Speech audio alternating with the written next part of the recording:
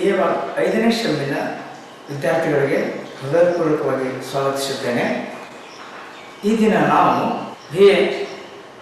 Fifth ಸೆಮ್ನಲ್ಲಿರ್ತಕ್ಕಂಥ compulsory paper ಆಗಿರ್ತಕ್ಕಂಥ ಆಧುನಿಕ ಭಾರತದ ಇತಿಹಾಸಕ್ಕೆ ಸಂಬಂಧಿಸಿರ್ತಕ್ಕಂಥ ಬ್ರಿಟಿಷ್ ರೂಲ್ ಇನ್ ಇಂಡಿಯಾ ಅಥವಾ ಭಾರತದಲ್ಲಿ ಬ್ರಿಟಿಷರ ಆಳ್ವಿಕೆ ಈ ಕುರಿತು ಇಂಟ್ರೊಡಕ್ಷನ್ ಗಮನಿಸ್ತಾ ಇದ್ದೇವೆ. ಈ ಇಂಟ್ರೊಡಕ್ಷನ್ದಲ್ಲಿ ಬ್ರಿಟಿಷರು ಯಾರು ಅಥವಾ ಅದಕ್ಕಿಂತ ಮುಂಚೆ ಬಂದಿರತಕ್ಕಂಥ ಪೋರ್ಚುಗೀಸರು, ಡಚ್ಚರು ಮತ್ತು ನಂತರ ಬಂದಿರತಕ್ಕಂಥ ಫ್ರೆಂಚರು ಯಾವ ಕಾರಣಕ್ಕಾಗಿ ಭಾರತಕ್ಕೆ ಆಗಮಿಸಿದ್ರು, ಅವರ ಉದ್ದೇಶ ಏನಿತ್ತು ಹಾಗೂ ಯಾಕೆ ಯುದ್ಧಗಳು ಸಂಭವಿಸಿದವು, ಆ ಎಲ್ಲ ವಿಷಯಗಳ ಕುರಿತಾಗಿರ್ತಕ್ಕಂಥ ಹಂತವಾಗಿರ್ತಕ್ಕಂಥ ಮಾಹಿತಿಯನ್ನು ನಾವು ಗಮನಿಸ್ತಾ ಹೋಗೋಣ. ಸದ್ಯಕ್ಕೆ ಆಧುನಿಕ ಭಾರತದ ಇತಿಹಾಸದಲ್ಲಿ ನಾವು ಓದ್ತಕ್ಕಂಥ ವಿಷಯಕ್ಕೆ ಸಂಬಂಧಿಸಿರ್ತಕ್ಕಂಥ ಈ ಯುರೋಪಿಯನ್ನರ ಆಗಮನ ಕುರಿತು ಮುನ್ನುಡಿಯಾಗಿ ಗಮನಿಸೋಣ. ಸೊ ನಾವೀಗಾಗಲೇ ಹೇಳಿದಂತೆ ಈ ಕಾಲಘಟ್ಟದಲ್ಲಿ ಓದ್ತಕ್ಕಂಥ ಆಧುನಿಕ ಭಾರತದ ಇತಿಹಾಸ ಅಂತ ಕರಿತೀವಿ. ಅದರಲ್ಲಿ ಕೆಲವು ಭಾಗವನ್ನು ಮಾತ್ರ 5ನೇ ಸೆಮ್ನಲ್ಲಿ ಓದ್ತೀವಿ, ಉಳಿದ ಭಾಗವನ್ನು 6ನೇ ಸೆಮ್ನಲ್ಲಿ ಅಧ್ಯಯನ ಮಾಡುತ್ತೇವೆ.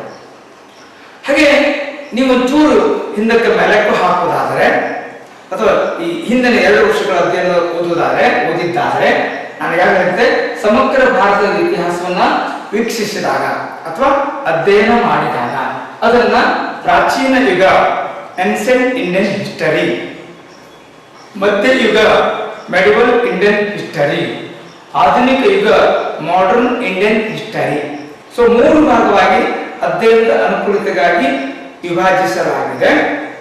ಹಾಗೆಯೇ ಅದರಲ್ಲಿರ್ತಕ್ಕಂಥ ವಿಷಯವನ್ನು ಗಮನದಲ್ಲಿಟ್ಟುಕೊಂಡು ವಿಂಗಡಿಸಲಾಗಿದೆ. ಇಲ್ಲಿ ಕಾಲಘಟ್ಟ ಮಹತ್ವದ್ದಲ್ಲ, ಅಲ್ಲಿರುವಂತ ವಿಷಯ ಮಹತ್ವ ಆಗಿರ್ತಕ್ಕಂಥದ್ದು ಏನು. ಏನ್ಷಿಯಂಟ್ ಇಂಡಿಯನ್ ಹಿಸ್ಟರಿಯಲ್ಲಿ ಹಿಂದೂಗಳ ಆಳ್ವಿಕೆ, ದೇಶೀಯರ ಆಳ್ವಿಕೆ ಇದೆ. ಮೆಡಿವಲ್ ಇಂಡಿಯನ್ ಹಿಸ್ಟರಿಯಲ್ಲಿ ಮುಸ್ಲಿಮರ ಆಳ್ವಿಕೆ ಇದೆ. ಮಾಡರ್ನ್ ಇಂಡಿಯನ್ ಹಿಸ್ಟರಿಯಲ್ಲಿ ಬ್ರಿಟಿಷರ ಆಳ್ವಿಕೆ ಇದೆ. ಸೊ ಹೀಗೆ 3 ಆಡಳಿತದ ಮಾಡಿರ್ತಕ್ಕಂಥ ಕಾಲಘಟ್ಟ ಅಂತ ನಾವು ಕರಿತೀವಿ ಅಂತ. ಸರಿ, ಹಾಗಾದ್ರೆ ನಾವು ಈಗಾಗಲೇ 2 ಹಂತವನ್ನು ಗಮನಿಸಿದ್ದೇವೆ. ಈ 3ನೇ ಹಂತದ ವಿಷಯಕ್ಕೆ ಬರೋದಾದ್ರೆ ಏನು, ಯಾಕೆ ನಾವು ಬ್ರಿಟಿಷ್ ರೂಲ್ ಓದಬೇಕಾಗಿದೆ, ಏನು ವ್ಯತ್ಯಾಸ ಆಗಿದೆ ನಮ್ಮ ಭಾರತೀಯರಿಗೆ ಅಂತಕ್ಕಂಥ ಗಮನಿಸಿದ್ರೆ ವೆರಿ ಇಂಟ್ರೆಸ್ಟಿಂಗು ಇಂಪಾರ್ಟೆಂಟ್ ಗಮನಿಸಿ. ಭಾರತದಲ್ಲಿ ಮುಸ್ಲಿಂ ಆಳ್ವಿಕೆಯಿಂದ ಅನೇಕ ಬದಲಾವಣೆಗಳಾಗಿವೆ. ಅವುಗಳಲ್ಲಿ ಕೆಲವು ಭಾರತೀಯ ಸಂಸ್ಕೃತಿಗೆ ವಿರುದ್ಧವಾದಗಳು ಆಗಿರುವುದನ್ನು ಗಮನಿಸಬಹುದು. ಯಾಕಂದ್ರೆ ರಾಜಕೀಯವಾಗಿ ಮುಸ್ಲಿಂ ರೂಲೇ ಬೇರೆ, ಆಡಳಿತಾತ್ಮಕವಾಗಿ ಅವರ ಭಾಷೆನೇ ಬೇರೆ, ಅವರ ಆಡಳಿತದ ಪದ್ಧತಿನೇ ಬೇರೆ, ನ್ಯಾಯಯುತವಾಗಿ ಅವರ ನ್ಯಾಯದಾನ ಪದ್ಧತಿನೇ ಬೇರೆ. ಸೊ ಹೀಗೆ ಪ್ರತಿಯೊಂದರಲ್ಲೂ ವ್ಯತ್ಯಾಸ ಇದೆ. ಅಂದ್ರೆ ಭಾರತೀಯ ಪರಂಪರೆಗೂ ಮುಸ್ಲಿಂ ಪರಂಪರೆಗೂ ವ್ಯತ್ಯಾಸ ಇದೆ. ಸೊ ಆ ವ್ಯತ್ಯಾಸ ಅನಿವಾರ್ಯವಾಗಿ ಭಾರತೀಯರು ಅಳವಡಿಸಿಕೊಳ್ಳಬೇಕಾಗಿತ್ತು, ಫೋರ್ಸಬಲಿ ಅಂತ. ಹಾಗಿದ್ದಾಗ ನಾವು ಕೊನೆಗಟ್ಟ ಔರಂಗಜೇಬನ ಆಳ್ವಿಕೆ ಅವರಿಗೆ ಎಷ್ಟು ಕ್ರೂರವಾಗಿತ್ತು ಅಂತಕ್ಕಂಥ ಅವನಿಂದ ಬಿಡುಗಡೆನ ಪಡ್ಕೊಳ್ಳೋದಕ್ಕೋಸ್ಕರವಾಗಿ ಹೋರಾಟ ಸಂಭವಿಸಿ ಸ್ವತಂತ್ರ ಆದರು ಅಂತ ನಾವು ಗಮನಿಸಿದ್ದೇವೆ ಅಂತ. ಹಾಗಾದ್ರೆ ಮುಸ್ಲಿಂ ರೂಲಿಂಗ್ 1217 ಅವಧಿಯಲ್ಲಿ ಮುಸ್ಲಿಂ ಆಡಳಿತದ ಪ್ರಭಾವಕ್ಕೊಳಗಾಗಿ ಅನೇಕ ಸಂಕಷ್ಟಗಳನ್ನು ಎದುರಿಸಿದ್ದರು. ಮತ್ತೆ ವಿದೇಶಿಯರ ಆಗಮನ ಯಾಕಾಯಿತು ಅಂತಕ್ಕಂಥ ಪ್ರಶ್ನೆಗೆ ಬಂದ್ರೆ ಅದಕ್ಕೆ ಉತ್ತರ ನೋಡಿದೆ. ಭಾರತೀಯರು ಇದರಿಂದ ಪಾಠ ಕಲಿತಿದ್ದರು, ಪುನಃ ಬ್ರಿಟಿಷರ ಆಡಳಿತಕ್ಕೊಳಪಟ್ಟು ಮತ್ತಷ್ಟು ಸಂಕಷ್ಟಗಳು ಎದುರಿಸಬೇಕಾಯಿತು ಅಥವಾ ಅನುಭವಿಸಬೇಕಾಯಿತು. ಪಾಠ ಕಲಿತಿದ್ದರ ಮತ್ತೆ ಹೆಂಗಾಯಿತು ಅಂತ ಪ್ರಶ್ನೆ ಮಾಡಿದ್ರೆ ಅದಕ್ಕೆ ಉತ್ತರ ಬಂದಿರುವುದು ಏನು ಅಂತಂದ್ರೆ ಪ್ರಾಬ್ಲಮ್ ಹಿಂದೂ ಮತ್ತು ಮುಸ್ಲಿಂ ಆಗಿರ್ತಕ್ಕಂಥ ಭಿನ್ನಾಭಿಪ್ರಾಯ. ಸೊ ಮೊದಲಿನ ಹಂತ ಇಂಡಿಯನ್ ರೂಲ್, 2ನೇ ಹಂತ ಮುಸ್ಲಿಂ ರೂಲ್. ಜನ ಮತ್ತು ಹೊಂದಾಣಿಕೆ ಆಗಲಿಲ್ಲ, ಆ ಕಾರಣಕ್ಕಾಗಿ ವ್ಯತ್ಯಾಸ ಆಗುತ್ತೆ. ಆ ವ್ಯತ್ಯಾಸನೇ ಮಹತ್ವವಾಗಿರ್ತದೆ. ಏನ ವ್ಯತ್ಯಾಸ? ಹಿಂದೊಮ್ಮೆ ಅನ್ಯರೆಂದು ಪರಿಗಣಿತರಾಗಿದ್ದ ಮುಸ್ಲಿಮರು ಇಂದು ಈ ನಾಡಿನ ಮಣ್ಣಿನ ಮಕ್ಕಳಾಗಿದ್ದರು. ಭಾರತೀಯರಿಗೆ ಸ್ವಾತಂತ್ರ್ಯ ಎಷ್ಟು ಮುಖ್ಯವೋ ಅಷ್ಟೇ ಮುಖ್ಯ ಮುಸ್ಲಿಮರಿಗೂ ಆಗಿತ್ತು. ಅಂದ್ರೆ ಈ ಭಾರತೀಯರು ಎಷ್ಟೇ ಹೋರಾಟ ಮಾಡ್ಬೇಕಂತಲ್ಲ, ಮುಸ್ಲಿಮರು ಹೋರಾಟ ಮಾಡಬೇಕಾಗಿದೆ. ಆದ್ರೆ ಮುಸ್ಲಿಂ ಆಳ್ವಿಕೆ ಆಗಿದ್ರಿಂದ ತನ್ನ ಆಳ್ವಿಕೆಯ ಅಸ್ತಿತ್ವವನ್ನು ಉಳಿಸಿಕೊಳ್ಳೋದಕ್ಕೆ ಪ್ರಯತ್ನಿಸ್ತಾ ಇದೆ. ಆ ಪ್ರಯತ್ನದ ಫಲವೇ ಬಹುಶಃ ಇಂಗ್ಲಿಷರು ಭಾರತವನ್ನು ಪ್ರವೇಶಿಸಲಿಕ್ಕೆ ಅವಕಾಶವಾಗಿದೆ ಅನ್ನೋ ಒಳ್ಳೆಯ ಪ್ರಯತ್ನದ ಫಲ ಆಗಿದೆ. ಅಂದ್ರೆ ತಮ್ಮ ಅಧಿಕಾರ ಉಳಿಸಿಕೊಳ್ಳುತ್ತವ್ರೆ ಏನೆಲ್ಲ ಮಾತ್ರ ಅದೇ ಮುಂದಾಗ್ತಕ್ಕಂಥ ಬದಲಾವಣೆ. ಹಾಗೆ ಭಾರತೀಯರು ತಮ್ಮ ಅಸ್ತಿತ್ವ ನಿರ್ಮಾಣ ಮಾಡ್ಕೋಬೋದಿತ್ತಲ್ಲ, ಸಾಧ್ಯತೆ ಇಲ್ಲ ಆಗಿತ್ತು. ಮುಸ್ಲಿಮರ ಅಧಿಕಾರದಲ್ಲಿ ಇರೋದ್ರಿಂದ ಆ ಇವರಿಬ್ಬರ ನಡುವಿನ ಹೋರಾಟ ಅದು ಮತ್ತೊಬ್ಬರಿಗೆ ಲಾಭ ಎನ್ನುವಂತೆ ಬ್ಯಾಡಕ್ಕೂ ನಮ್ಮ ದೇಶದ ಇತಿಹಾಸ ಬ್ರಿಟಿಷರ ಆಳ್ವಿಕೆ ಬಂದಿದೆ. ಅದಕ್ಕೆ ನಾನು ಭಾರತದ ಅಳಿವು ಉಳಿವು, ಅವರ ಅಳಿವು ಉಳಿವಿನ ಪ್ರಶ್ನೆಯೂ ಆಗಿತ್ತು ಅಂದ್ರೆ ಮುಸ್ಲಿಮರ ಅಂತ. ಆಂತರಿಕ ಭಿನ್ನಾಭಿಪ್ರಾಯಗಳಿದ್ದರೂ ಈಗ ಇವರಿಬ್ಬರು ಬ್ರಿಟಿಷರ ಶತ್ರುಗಳಾಗಿದ್ದರು. ಈ ವಿಷಯವನ್ನು ಇವರಿಬ್ಬರು ಗಮನಿಸಲಿಲ್ಲ, ಹೊಂದಾಣಿಕೆ ಮಾಡಿಕೊಳ್ಳಿಲ್ಲ. ಅದರ ಪರಿಣಾಮ ಏನಾಯ್ತು? ಸೊ ಬ್ರಿಟಿಷರ ಆಡಳಿತ ಒಳಪಡುವಂತಾಯಿತು ಅಥವಾ ಬ್ರಿಟಿಷರೇ ಭಾರತವನ್ನು ಆಳುವಂತ ಸ್ಥಿತಿ ನಿರ್ಮಾಣ ಆಗಿದೆ. ಹಾಗಾದ್ರೆ ಹಿಂದೂ ಮತ್ತು ಮುಸ್ಲಿಂ ಇಬ್ಬರ ತಪ್ಪಿನಿಂದಾಗಿ ಭಾರತ ಬ್ರಿಟಿಷ್ ದಾಸತ್ವನ ಅನುಭವಿಸಬೇಕಾಗಿರ್ತಕ್ಕಂಥ ಸ್ಥಿತಿ ಬಂದಿದೆ. ಅದನ್ನು ಹೇಳ್ತಾನೆ, ಒಂದು ವೇಳೆ ಇವರಿಬ್ಬರು ಭಿನ್ನಾಭಿಪ್ರಾಯಗಳನ್ನು ತೊರೆದು ಒಟ್ಟಾಗಿ ಹೋರಾಡಿದ್ದರೆ ಐರೋಪ್ಯರ ಪ್ರವೇಶ ಅಸಾಧ್ಯವಾಗಿರುತ್ತಿತ್ತು. ನಮ್ಮ ಸ್ವಾತಂತ್ರ್ಯದ ಉಳಿವಿನ ಜೊತೆಗೆ ಭಾರತದ ಸಂಪತ್ತಿನ ಲೂಟಿಯೂ ಆಗುತ್ತಿರಲಿಲ್ಲ. ನಮ್ಮಿಂದ ಸ್ವತಂತ್ರ ಆಂದೋಲನ ಅಂತ ಕರಿತೀವಿ, ಹೋರಾಟ ಮಾಡಿದ್ರು ಅಂತ ಹೇಳ್ತೀವಿ, ಅದರ ಅವಶ್ಯಕತೆನೇ ಬರ್ತಿರಲಿಲ್ಲ. ಅಷ್ಟೇ ಅಲ್ಲ, ಭಾರತದ ಸಂಪತ್ತು ಲೂಟಿ ಆಗಬೇಕಾಗಿರ್ತಕ್ಕಂಥ ಸ್ಥಿತಿ ಬರ್ತಿರಲಿಲ್ಲ ಅಂತ ನಾವು ಗಮನಿಸಬೇಕು. ಮುಸ್ಲಿಮರು ಭಾರತವನ್ನಾಗಿ ಸಂಪತ್ತನ್ನ ಅನುಭವಿಸಿದ್ದಾರೆ, ಲಾಸ್ ಮಾಡಿಲ್ಲ. ಆದ್ರೆ ಬ್ರಿಟಿಷರು ಭಾರತನಾಡಿ ಸಂಪತ್ತನ್ನ ಲೂಟಿ ಮಾಡಿದ್ದಾರೆ, ತಮ್ಮ ತಾಯ್ನಾಡಿಗೆ ಸಾಧನೆ ಮಾಡಿದ್ದಾರೆ. ಅಂದ್ರೆ ಮುಸ್ಲಿಮರಿಗಿಂತ ಕ್ರೂರಿಗಳಾಗಿರ್ತಕ್ಕಂಥವ್ರು ಬ್ರಿಟಿಷರು ಅಥವಾ ಐರೋಪ್ಯರು. ನಮ್ಮ ದೇಶದ ಸಂಪತ್ತು ಯುರೋಪಿನ ನಾಡಿಗೆ ಪ್ರಸಾರವಾಗೋದಕ್ಕೆ, ಕೊಂಡೊಯ್ಯೋದಕ್ಕೆ ದಾರಿ ಆಗಿದೆ. ನಮ್ಮ ಸಂಸ್ಕೃತಿನೂ ಹೋಗಿದೆ. ಬಹುಶಃ ಇವತ್ತು ಏನಾಗಿದೆ ಅಂದ್ರೆ ಐರೋಪ್ಯರ ಸಂಸ್ಕೃತಿಯ ಪ್ರಭಾವದಿಂದಾಗಿ ನಮ್ಮ ದೇಶ ಅತ್ಯಂತ ದರಿದ್ರ ದೇಶವಾಗಿ ನಿರ್ಮಾಣ ಆಗೋದಕ್ಕೆ ಸಾಧ್ಯ ಆಗಿದೆ ಅಂತ ಹೇಳಿ ತಪ್ಪಾಗ್ಲಿಕ್ಕಿಲ್ಲ ಅಂತ. ಯಾಕಂದ್ರೆ ಎಲ್ಲದನ್ನೂ ನಾವು ಅನುಕರಣೆ ಮಾಡ್ತಾ ಇದ್ದೇವೆ, ಆದ್ರೆ ಎಲ್ಲ ಕೆಟ್ಟದ್ದೇ ಇರ್ತಕ್ಕಂಥದ್ದು ಭಾರತೀಯ ಪರಂಪರೆಗೆ ಅರ್ಥ ಆಗ್ತಿಲ್ಲ ಅಂತ. ನಮ್ಮ ಪರಂಪರೆಯ ಮೌಲ್ಯಗಳನ್ನ ನಾವಾಗಿ ನಾಶ ಮಾಡ್ತಾ ಇದ್ದೇವೆ. ನೋಡೋಣ ಏನಾಗುತ್ತೆ ಮುಂದಿನ ನಿರ್ಮಾಣಗಳಲ್ಲಿ. ಸೊ ವರ್ತಕರಾಗಿ ಆಗಮಿಸಿದ ಇವರು ಪ್ರಾರಂಭದಲ್ಲಿ ಯುರೋಪಿಯನ್ನರು, ನಾವು ಇಂಗ್ಲಿಷರೇ ಗಮನಿಸಿಕೊಂಡು ಹೇಳೋಣ, ವರ್ತಕರಾಗಿ ಆಗಮಿಸಿದ ಇವರು ಭಾರತದ ಪ್ರಬಲ ರಾಜಕೀಯ ಶಕ್ತಿಯಾಗಿ ಮಾರ್ಪಡುತ್ತಾರೆಂದು ಹಿಂದೂಗಳಾಗಲಿ ಮುಸ್ಲಿಮರಾಗಲಿ ಭಾವಿಸಿರಲಿಲ್ಲ. ಇದೇ ಮಾಡಿದ ಮಿಸ್ಟೇಕು. ವ್ಯಾಪಾರ ಬಂದಿದ್ದಾರೆ, ಸಹಜವಾಗಿ ವ್ಯಾಪಾರ ಮಾಡ್ತಾರೆ, ವ್ಯಾಪಾರ ಮಾಡ್ಕೊಂಡು ತಮ್ಮ ತಾಯ್ನಾಡಿಗೆ ಹೋಗ್ತಾರೆ ಅಂತ ತಿಳ್ಕೊಂಡಿದ್ರು. ಹಿಂದೂಗಳು ಅದನ್ನೇ ಅಂದ್ಕೊಂಡಿದ್ರು, ಮುಸ್ಲಿಮರು ಅದನ್ನೇ ಅಂದ್ಕೊಂಡಿಲ್ಲ. ಆದ್ರೆ ಅವ್ರು ಹಾಗೆ ಮಾಡಲಿಲ್ಲ. ಭಾರತದಲ್ಲೇ ರಾಜಕೀಯ ಪ್ರಾಬಲ್ಯ ನಿರ್ಮಾಣ ಮಾಡಿಕೊಂಡು ನಮ್ಮೆಲ್ಲ ಸಂಪತ್ತನ್ನ ಲೂಟಿ ಮಾಡೋದಕ್ಕೆ ಅವಕಾಶ ನಿರ್ಮಾಣ ಮಾಡಿಕೊಂಡ್ರು. ಸೊ ಇದನ್ನ ಗಮನಿಸಬೇಕಾಗಿತ್ತು ಅನ್ನೋದನ್ನ ನಾವಿಲ್ಲಿ ನೋಡ್ಲಿಕ್ಕೆ ಸಾಧ್ಯ ಇದೆ. ಸರಿ, ಹಾಗಾದ್ರೆ ಏನಾಗಿದೆ ನೋಡೋಣ. ಭಾರತವನ್ನ ಪ್ರವೇಶಿಸಿದ ಐರೋಪ್ಯರಲ್ಲಿ, ನಾವು ಇಂಗ್ಲಿಷ್ ಅಂತ ಇದ್ದರೆ ಇಂಗ್ಲಿಷ್ ಇಂದ ಬ್ರಿಟಿಷ್ ಸಾಮ್ರಾಜ್ಯ ಸ್ಟಾರ್ಟ್ ಆಗಿದೆ. ಅದಕ್ಕಿಂತ ಮುಂಚಿತವಾಗಿ ಬೇರೆ ದೇಶದವರು ಆಗಮಿಸಿದ್ದಾರೆ, ಅರ್ಥಾತ್ ಯುರೋಪಿನವರು ಬಂದಿದ್ದಾರೆ. ಯಾರು? ಪೋರ್ಚುಗೀಸರು, ಅನಂತರದವರು ಡಚ್ಚರು, ಅನಂತರದವರು ಫ್ರೆಂಚರು, ಸೊ ಇಂಗ್ಲಿಷ್ ಅಂದ್ರೆ ಸಮಕಾಲೀನ ಇಂಗ್ಲಿಷರು ಅಂತ. ಸೊ ಈ 4 ದೇಶಗಳಿಂದ ಪರ್ಟಿಕ್ಯುಲರ್ ಯುರೋಪಿನಿಂದ ಆಗಮಿಸಿರ್ತಕ್ಕಂಥ ಇವರುಗಳು ಭಾರತ ಜೊತೆಗೆ ವ್ಯಾಪಾರ ಸಂಪರ್ಕದ ಜೊತೆಯಲ್ಲಿ ಸೌಲಭ್ಯಗಳ ಜೊತೆಯಲ್ಲಿ ರಾಜಕೀಯ ಇತಿಹಾಸವನ್ನು ಪ್ರಾರಂಭಿಸೋದಕ್ಕೆ ಪ್ರಯತ್ನ ಪಟ್ಟರು. ಅದರ ಪರಿಣಾಮ ಇಂಗ್ಲಿಷರು ಶಾಶ್ವತವಾದಂತ ಸ್ಥಾನ ಪಡ್ಕೊಂಡಿದ್ದಾರೆ ಭಾರತದ ಇತಿಹಾಸದಲ್ಲಿ. ಹಾಗಾದ್ರೆ ಯಾಕೆ ನೋಡೋಣ ಗೊತ್ತಾಗುತ್ತೆ. ಇವರೇ ಯಾಕೆ ಬಂದ್ರು, ಇವರೇ ಯಾಕೆ ಉಳ್ಕೊಂಡ್ರು, ಎಲ್ಲ ಪ್ರಶ್ನೆಗಳಿಗೆ ಮುಂದಿನ ವಿಷಯ ನಿಮ್ಮ ಗಮನಕ್ಕೆ ಬರಬಹುದು ಅಂತ. ಏನಾಗಿದೆ? ಭಾರತಕ್ಕೆ ಯುರೋಪಿಯನ್ನರ ಆಗಮನ. ಯಾಕೆ ಭಾರತಕ್ಕೆ ಬಂದರು ನೋಡೋಣ. 15-16 ಶತಮಾನಗಳಲ್ಲಿ ಸಂಭವಿಸಿದ ಭೌಗೋಳಿಕ ಸಂಶೋಧನೆಗಳ ಫಲವಾಗಿ ಅನೇಕ ಹೊಸ ನಾಡು, ಹೊಸ ಜನಾಂಗಗಳು ಬೆಳಕಿಗೆ ಬಂದವು. ನಾವು ಜಗತ್ತು ಬೆಳೆದಂತೆಲ್ಲ, ಬುದ್ಧಿವಂತಿಕೆ ಬೆಳೆದಂತೆಲ್ಲ ಇನ್ನಷ್ಟು ವಿಷಯಗಳ ಸಂಶೋಧನೆಗೆ ಅವಕಾಶ ಮಾಡಿಕೊಳ್ತೀವಿ. ಹಾಗೆ ಇನ್ನೂ ಸಹಿತ ಅನೇಕ ದೇಶಗಳ ಸಂಶೋಧನೆ ಆಗುತ್ತೆ. ಆ ಸಂಶೋಧನೆ ಪ್ರತಿಫಲವಾಗಿ ಹೊಸ ಹೊಸ ದೇಶಗಳ ಪರಿಚಯ ಆಗುತ್ತೆ. ಆ ಹೊಸ ಹೊಸ ದೇಶಗಳ ಜೊತೆಗೆ ಹೊಸ ಹೊಸ ಜನಾಂಗ, ಅವರ ಕಲ್ಚರು ಅವೆಲ್ಲವೂ ಬೆಳಕಿ ಬರ್ತವೆ. ಅವುಗಳನ್ನ ಬೇರೆ ಕಡೆಗೆ ಪ್ರಸಾರ ಮಾಡಲಿಕ್ಕೆ ದಾರಿನೂ ಆಗುತ್ತೆ. ಹಾಗಾಗತ್ತೆ. ಅದರ ಪರಿಣಾಮವಾಗಿ ಆಗಮಿಸಿದೆ. ಈ ಮೊದಲಿಲ್ಲ ಅಂತ, ಬಟ್ ಈಗ ಒಂದು ವ್ಯವಸ್ಥಿತವಾಗಿರ್ತಕ್ಕಂಥ ರೀತಿಯಲ್ಲಿ ಪ್ರವೇಶ ಮಾಡತಕ್ಕಂಥ ಸ್ಥಿತಿ ನಿರ್ಮಾಣ ಆಗಿದೆ. ಹಾಗೆ ಹೇಗೆ ಎಂಟ್ರಿ ಆಗಿದೆ ಅಂತ ನಾವು ನೋಡಿದಾದ್ರೆ 1498ರಲ್ಲಿ ವಾಸ್ಕೋ ಡಿ ಗಾಮಾ ಪೋರ್ಚುಗಲ್ನಿಂದ ಹೊರಟು ಅಂದ್ರೆ ಸಮುದ್ರ ಮಾರ್ಗ ಮೂಲಕವಾಗಿ ಭಾರತದೊಂದಿಗೆ ವ್ಯಾಪಾರ ಸಂಪರ್ಕಕ್ಕೆ ದಾರಿಯಾಗಿರ್ತಕ್ಕಂಥ ವಿಷಯ. ಆಫ್ರಿಕಾದ ದುರ್ಗೋಪುಶಿರವನ್ನು ಸುತ್ತುವರೆದು ಭಾರತಕ್ಕೆ ಬಂದು ಜಲಮಾರ್ಗದ ಮೂಲಕ ಭಾರತಕ್ಕೆ ಬರಬಹುದೆಂಬನ್ನ ತೋರಿಸಿಕೊಟ್ಟ ಜಗತ್ತಿಗೆ. ಅಂದ್ರೆ ಈ ಮೊದಲು ವ್ಯಾಪಾರ ಇಲ್ಲ ಬರುತ್ತಲ್ಲ, ಅದು ಭೂಮಾರ್ಗದ ಮೂಲಕವಾಗಿ ಆಗ್ತಾ ಇತ್ತು. ಯಾಕಂದ್ರೆ ನಾವು ಸಿಂಧು ಕಾಲದ ಇತಿಹಾಸದಲ್ಲಿ ನೋಡ್ತೀವಿ ಭಾರತ ಹೊರ ಜಗತ್ತಿನ ಜೊತೆಗೆ ವ್ಯಾಪಾರ ಮಾಡಿಕೊಂಡಿದೆ. ಅದು ಅಲೆಕ್ಸಾಂಡರ್ ದಾಳಿ ಕಲ್ಪನಾ ಗಮನಿಸಿದ್ರೆ ಭಾರತ ಹೊರ ಜಗತ್ತಿನ ಜೊತೆಗೆ ಸಂಪರ್ಕ ಹೊಂದಿದೆ. ಹೀಗೆ ಅನೇಕ ಉದಾಹರಣೆಗಳಿವೆ.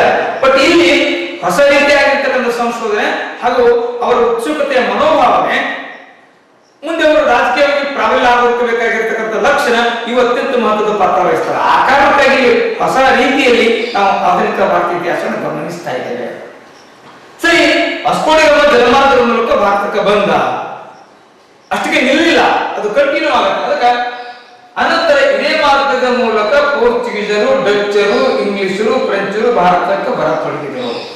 ಅವನ್ನೆಲ್ಲ ಸಂಶೋಧನೆ ಹಾಗೆ ನಾವು ಹೋಗ್ಬೋದಲ್ಲ, ನಾವು ಹೋಗಲಿಕ್ಕೆ ಭಾರತದ ಸ್ವಲ್ಪ ಇನ್ನೆಲ್ಲ ವಿಷಯಗಳು ಹೊರಗಿನ ಜಗತ್ತಿನ ಜನತೆಯನ್ನು ಆಕರ್ಷಿಸ್ತಾವೆ. ಅದರ ಫಲವಾಗಿ ಇವರೆಲ್ಲ ಬರೆದಿದ್ರು. ಸೊ ಇವರೆಲ್ಲ ಭಾರತಕ್ಕೆ ಬರಲಿಕ್ಕೆ ಅವಾಗ ಭಾರತದ ಇತಿಹಾಸದಲ್ಲಿ ಹೊಸ ಅಧ್ಯಾಯ ಆರಂಭಗೊಂಡಿದೆ. ಇಂಡಿಯನ್ ಸಂಸ್ಕೃತಿ ಹೋಗಿಲ್ಲ, ಮುಸ್ಲಿಂ ಸಂಸ್ಕೃತಿ ಹೋಗಿಲ್ಲ, ಈಗ ಬರುವುದು ಯುರೋಪಿಯನ್ ಕಲ್ಚರ್. ಅಂದ್ರೆ ಅವರಿಂದ ಪ್ರಭಾವಿತವಾಗಿರ್ತಕ್ಕಂಥ ಅಥವಾ ಅಲ್ಲಿನ ಗುಣಲಕ್ಷಣಗಳು ಹೊಂದಿರತಕ್ಕಂಥ ವ್ಯವಸ್ಥೆ ಭಾರತದಲ್ಲಿ ಕಾಣಿಸುತ್ತೆ ಅಂತ ಒಂದು ಪರಿಸ್ಥಿತಿ ನಿರ್ಮಾಣ ಆಗುತ್ತೆ. ಹೀಗಾಗಿ ಭಾರತದ ಇತಿಹಾಸ ಮತ್ತೊಂದು ದಿಕ್ಕಿನಡೆಗೆ ಸಾಗಿದೆ ಅಂತ ನಾವು ಕರಿಬಹುದು ಅಂತ. ಆದ್ರೆ ಏನಾಗಿದೆ ಭಾರತ ಇತಿಹಾಸಕ್ಕೆ, ಏನು ವ್ಯತ್ಯಾಸ ಆಗಿದೆ ಅಂತ ನಾವು ನೋಡೋದಾದ್ರೆ, ಭಾರತಕ್ಕೆ ಬಂದಿರೋ ನಾವು ಗಮನಿಸಿದ್ರೆ ಪೋರ್ಚುಗೀಸರು. ಸರಿ, ಇವರು ಯಾಕಂದ್ರೆ ಹ್ಯಾಕ್ ಬಂದ್ರು, ಏನ್ ಮಾಡಿದ್ರು ನೋಡೋಣ.